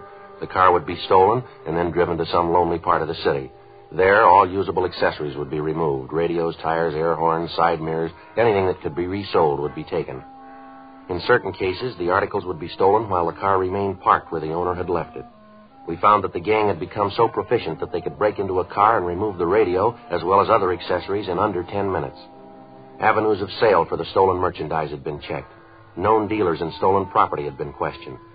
As the days went on, the total of thefts went up. By the 5th of August, the gang had stolen over $12,000 in automobile accessories. In the instances where we'd been able to get a description of men loitering in the vicinity of the stripped cars, we'd had the witnesses check mug books in the hope of identifying the thieves. We'd gotten no new leads. Physical evidence at the scene of the abandoned cars had been checked and rechecked. It netted us nothing. A week passed. August 14th, 8:15 a.m. Frank and I got back to the office. Captain's really boiling, isn't he? Yeah, you can't blame them, though. They got to stop cold. Well, we're going to get a break in it sometime. All the luck can't stay on their side. I don't know. It looks like it could happen that way. Anything on the steakhouse last night? No, nothing that we got so far. Maybe something later. I get it. Auto theft Friday. I beg your pardon, ma'am? Well, no. Well, yeah. What was that again? Oh, yeah. Yeah, well, yes, ma'am. All right, what was that address again? Yes, I yeah, all right, well, we'll send a unit out. I'm sure they can help you. No, I suggest you get in touch with the SPCA. No, SPCA, yes, that's... All right, bye. Well, there's a dandy one. What's that? Woman lost a cat from her car. Wanted to know if we could get it back for her. Yeah? Says it's real easy to recognize. He has a collar on and he answers the name of Tabby. Oh, that makes it easier. Yeah. Auto theft, Smith. Yes, sir. That's right. Uh-huh. Where are you calling from, sir? Yes, sir, that's on Wilshire, right? All right, sir, we'll be right there. Anything? Yeah, a doctor out on Wilshire parked his car out in front of his office. Yeah. Came back in 10 minutes. His car radio was gone.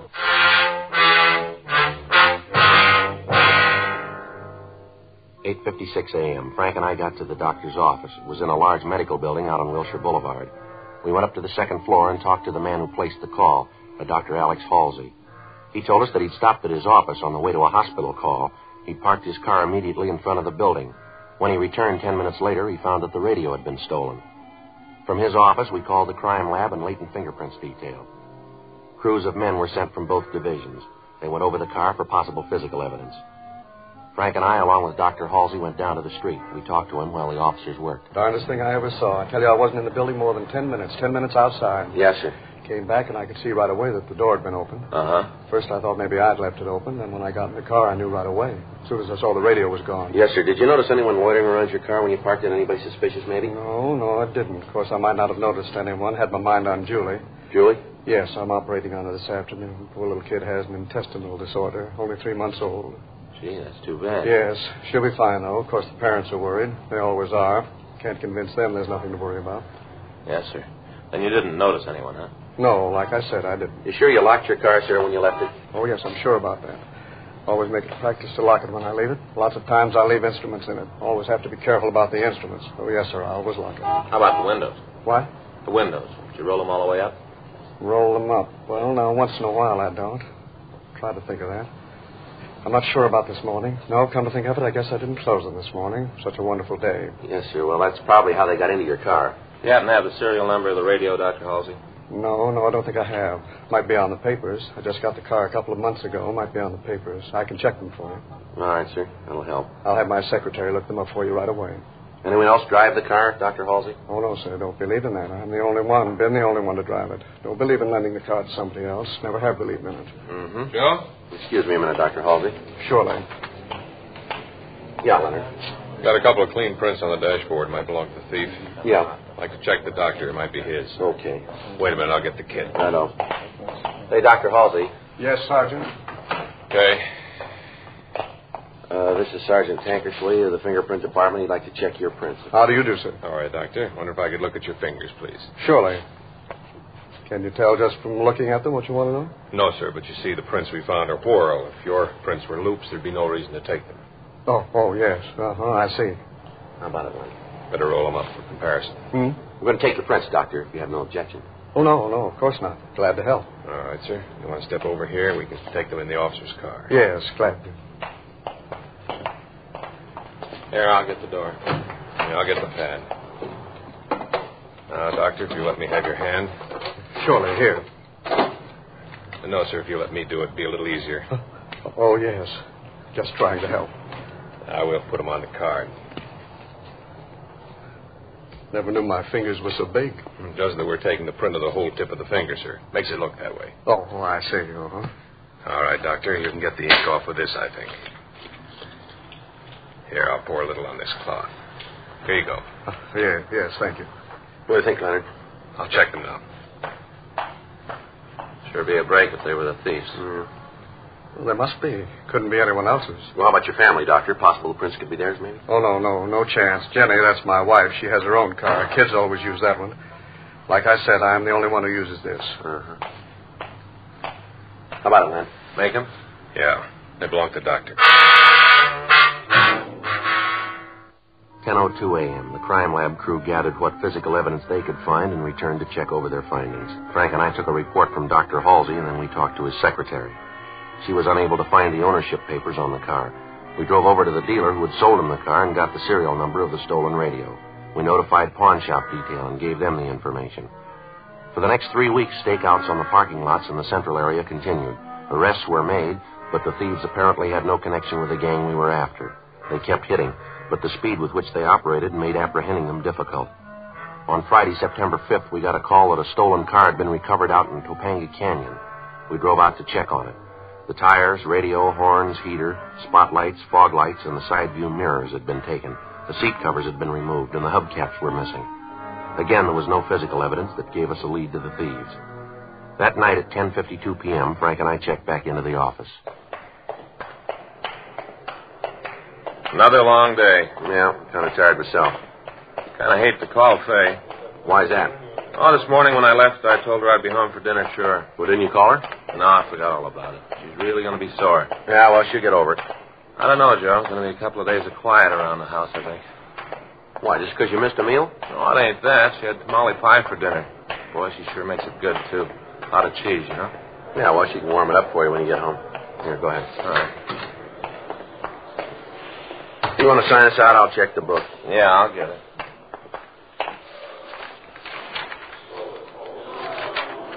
Anything? Yeah, a call from Brennan out in Wilshire. I'll call him.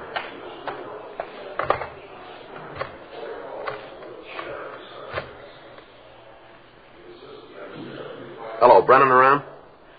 Yeah, all right. Say what it was about? No, I'm calling him now. Yeah, hi, Brennan. It's Friday. Yeah. You did, huh? Where'd that happen? No kidding. Well, those are the brakes, I think. Yeah. Okay. Yeah, thanks, Brennan. Picked up a kid for running a red light driving a hot rod. Yeah? Car was fixed up with a lot of new stuff. Guys out of Wilshire checked it over. Uh-huh. According to the serial number on the radio, it was stolen from Dr. Halsey.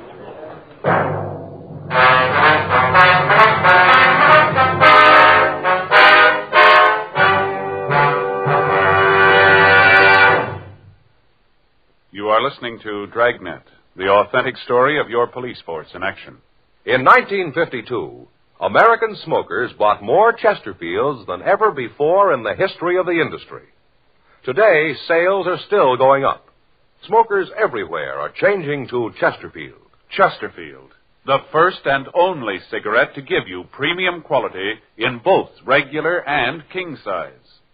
Premium quality in a cigarette means the world's best tobaccos, the best ingredients, the best cigarette paper. Only Chesterfield gives you this premium quality in both popular sizes. King-size Chesterfield contains tobaccos of better quality and higher price than any other king-size cigarette. Well, that's certainly important to every king-size smoker.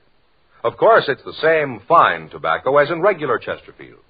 There is absolutely no difference, except that king-size Chesterfield gives you more than a fifth longer smoke. Remember, the modern way to sell cigarettes is the Chesterfield way.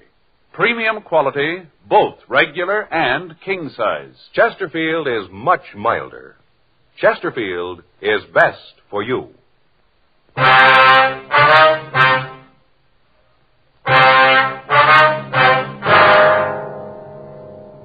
11:27 p.m. Frank and I drove out to Wilshire Division. We checked with Sergeant Brennan, and he told us how the boy had been picked up. He'd run a red light at the corner of Pico and La Brea. He'd been stopped by two officers in a cruiser car. He was driving a cut-down 49 Ford that was equipped with Cadillac hubcaps, white sidewall tires, Chrysler horns, and a Cadillac radio. The officers had started to question him, and he'd attempted to escape. He'd been apprehended and brought to the station to be interrogated. In checking the serial number of the radio, the men from Wilshire Division had discovered that it was stolen and had left word for us. 11:45 p.m. We went to an interview room to talk to the boy. What's your name, son? Martin. First name? Herb Martin. You know why you're here, don't you? Yeah. You want to tell us where you got that stuff? I bought it. Where? Different places. You remember where? Not right off. How old are you? 19. Where do you live? It's on the report. We're asking you. Come on, Herb. 8297 Marianne Drive. Where were you going when they stopped you? Home. Where'd you been? Around. Same place you bought that stuff on your car, huh? Yeah, that's right. Now, look, you better come off this, young fella. You might think you're a big man, but you got things a little mixed up here. You got caught with a carload of stolen accessories. There's been a lot of stealing going on around town. The way your car looks, you could be responsible for it. Yeah, well, I'm not. You look good for it. Look, maybe I lifted the radio and stuff, but that don't mean I'm in on the other. Sure, I got no choice. You got me nailed for the stuff you found, but I'm not going to take it for the others. Maybe I stole that stuff, but that was for me. I didn't sell it like the others. Now leave me alone, huh? What do you mean, others? I don't know what you mean. You said the others. Well, I didn't mean others like Well, that. how did you mean it? Well, like the guys you're looking for. That's not the way it sounded. No, you said it like you knew who you were talking about. I didn't say it like that. That's the way it sounded. That's right, son. Now, why don't you tell us who you meant? Look, Herb, we haven't got all day. Come on, boy. We're going to get them sometime. Who'd you mean? All right, I'll tell you. We continued to talk to Herb Martin. He told us of the activities of a gang of car strippers who were working on order. He went on to say that from what he'd heard, if someone wanted to pick up some fast money, a connection could be made with a man on the corner of Sunset and Western. The man would give the order for the stolen merchandise and say where and at what time it was to be delivered. Herb told us that he had the opportunity to do business with the man, but that he turned it down. He was unable to identify the man who made the contact and said that he'd never heard him referred to by name. He gave us the names and addresses of 2 of the men who were working for him. 12:45 a.m., Frank and I left and drove back downtown. With the assistance of officers from Wilshire Division, the 2 young men were brought in for questioning. They identified their contact as a Richard R. Ogden. We ran the name through R&I and found that Ogden had a previous record of petty theft. From the 510 in his package, we obtained his last known address, but the landlady told us that he'd moved and left no forwarding address. She told us, however, that she thought we could find him at the Meyer Garage on South Hoover. We drove over and found that it was a small place on the corner of Hoover and Mariposa. The owner, Alan Meyer, told us that Ogden did work for him, but that he was out. He said that the suspect was expected back almost any time. While we talked to him, Meyer worked on a small foreign car. Great little cars. Get a real kick out of working on them. Yeah, sure nice looking. You sell them, do you? No, I just service them. Mm-hmm. Oh, now and then I get accessories for them. You know, I order them up, install them. Cost too much to keep a regular stock of them. Yeah. When did you say that Ogden would be back? We should be here now. Probably got hung up someplace. Yeah, latest thing is a hardtop. Made out of laminated fiberglass. Is that right? Yeah, fits right over them. Kind of makes them look like a small rolls, you know. Then with wire wheel caps, baggage racks, wind wings, you can put a lot of money in them. Yeah, I guess so. What about all this other stuff here? Is that for these foreign cars, too? What do you mean? Oh, the tires, the hubcaps here? No, that's where I make most of my money. I go out and buy them from wrecks, bring them back here, straighten them out, resell them to the independent stations around town. They can sell them a lot cheaper than new ones run. We both make a little money out of it. Yeah. Mm-hmm. Say, you guys like some peanuts? No, thanks. Okay, you don't mind if I have some, huh? Sure you don't want any? No. Thanks very much. I get so hungry in the morning, I keep these things around and munch on. Yeah. Go through a whole can of these a day. That'd kill me. I can get started on things you can't stop. You sure you don't want some? Huh? No, thanks. How long you known this Ogden, Meyer? Oh, I see. Guess it's been 10 years anyway. Went to work for me a year ago. Mm-hmm. Good man, brought a lot of business in. Say, what does she want to skim about? Oh, we'd like to talk to him. You don't want to tell me, huh? Be better if we talk to him, Mr. Meyer. Yeah. Well, here he is now. Hey, Dick. Yeah? A couple of fellas here want to see you. Yeah, what is it? You Richard Ogden? Yeah, that's right. Police officers. I'm Frank Smith. This is my partner, Joe Friday. What did you guys want me for? I'd like to talk to you, Ogden. Well, go ahead. Might be better if we went outside. Well, look, you can talk to him here. I got some work I can do in the office. Don't want to bother you, Mr. Meyer. No trouble at all. Well, now, what's this all about? You know a couple of kids named Jerry Z. Swanson and Harry T. Benson? Swanson and Benson? No, I don't think I do. They say they know you. Say they do some work for you. Sorry to bother you. Forgot my peanuts. It's all right, sir. I'll be in the office if you need anything. Thank you, sir. No, anything at all. Yes, sir. What about it, Ogden? What about what? You know the kids? It's Benson and Swanson. No, I told you once. All right, mister, let's go downtown. We'll talk it over there, huh? What for? Why are you pulling me in? I want you to meet the 2 boys if you don't know them. Well, what's that going to prove? We want to know why they named you. Why they said you were responsible for the car stripping that's been going on. You mean you believe them? We've got no reason not to. I don't think they'd stage a thing like this. They got a lot to lose. So have I. You get me down there and those 2 kids point me out and I haven't got a chance. Even if I'm not the one and they say I am, you won't give me a break. No, if you haven't done anything, you got nothing to worry about. I'm not going. Alan? Hey, Alan. Yeah, what is it, Dick? Come here, will you? Yeah, right away. What's the matter? Something wrong? Well, these guys are going to take me to jail. Well, what for? What's he done? We want to talk to him, Meyer. We think he's involved in some car thefts. Well, I know that's not true. Dick wouldn't do a thing like that. I know. I've known him a long time. No, I'm sorry, sir, but the information we've got says you did. Why, Dick? Why'd you do a thing like that? If what these officers say is true, well, gee, that's awful. Why would you do a thing like that? What are you talking about? All right, come on, Ogden. Let's go. No, I'm not going. I think you better do what the officers say, Dick. It'll be better if you don't cause any trouble. Well, wait a minute. What are you trying to prove with this? I don't know what you mean. Next thing you'll be trying to involve me in this. Yeah, well, that's just what I'm going to do. You see, officers, that's terrible. Well, don't you listen to him. He's the guy behind the whole thing. Look over there, the tires, all this stuff. Sure, I stole them. I had the kids go out and pick them up, but he set it up. He sold them to the stations. He took most of the money. The whole thing was his idea. Well, Dick, how can you say that? Well, I can say it because it's true. I'll tell you all about it. You take him downtown, I'll tell you all about it. You're not going to let me stand for this alone. And to think that he'd do a thing like this to me after we've been friends for so long. Bring me stolen merchandise to sell. You got anything to back up what you're saying, Ogden? Sure I have. You just bet I can back it up. Go ahead. Well, you look at his books, not the ones he's got out in the open, but you look at the ones in the safe. It's all there. All the deals he's made with the owners of the stations, all the orders, what he paid the kids for them, and what he got for them. Didn't think I knew about it, did you? Whole lousy year I've been doing the dirty work for him. Well, I've had it. I'm through. I've had it. Let me take the beef. What a crumb. I'll show him. I don't understand it. Friends for so long. I'd have gotten you out. 10 years we've been friends. I trusted you all that time. Then you sold me out. Why? Well, that shouldn't be too tough way to figure. Huh? You showed him how.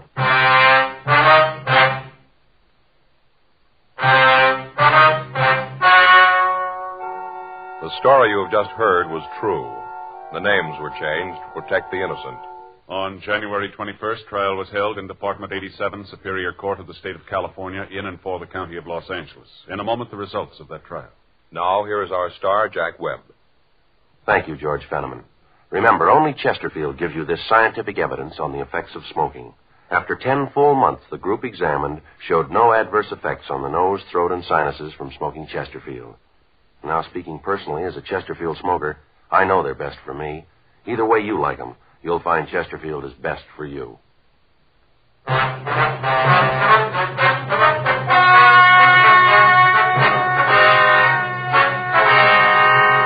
Richard R. Ogden and Alan Y. Meyer were tried and convicted of receiving stolen property. They received sentences as prescribed by law. Receiving stolen property is punishable by imprisonment in the state penitentiary for a period of not more than 10 years, or in the county jail for not more than 1 year. The investigation of the records of Alan Y. Meyer uncovered the names of the other men involved in the thefts. They, along with Herbert S. Martin, Jerry Z. Swanson, and Harold T. Benson, were tried on a charge of grand theft auto and convicted. They were sentenced to the state penitentiary at San Quentin, California, for the term as prescribed by law. Grand theft auto is punishable by imprisonment in the state penitentiary for a period of not less than 1, nor more than 10 years. Ladies and gentlemen, 10 million Americans have diseases of the heart and blood vessels. What are the causes and the cures? Well, it'll take research to find out. Send what you can to Heart, care of your local post office. Help your heart fund. Help your heart. You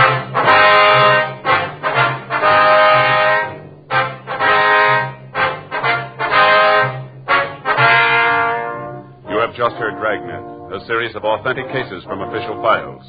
Technical advice comes from the Office of Chief of Police W.H. Parker, Los Angeles Police Department. Technical advisors, Captain Jack Donahoe, Sergeant Marty Wynn, Sergeant Vance Brasher. Heard tonight were Ben Alexander, Sarah Selby, Art Gilmore. Script by John Robinson. Music by Walter Schumann. Hal Gibney speaking. For a million laughs, tune in Chesterfield's Martin and Lewis show Tuesday night on this same NBC station. And sound off for Chesterfield, either regular or king size. You'll find premium quality Chesterfields much milder. Chesterfield is best for you. Chesterfield has brought you Dragnet, transcribed from Los Angeles.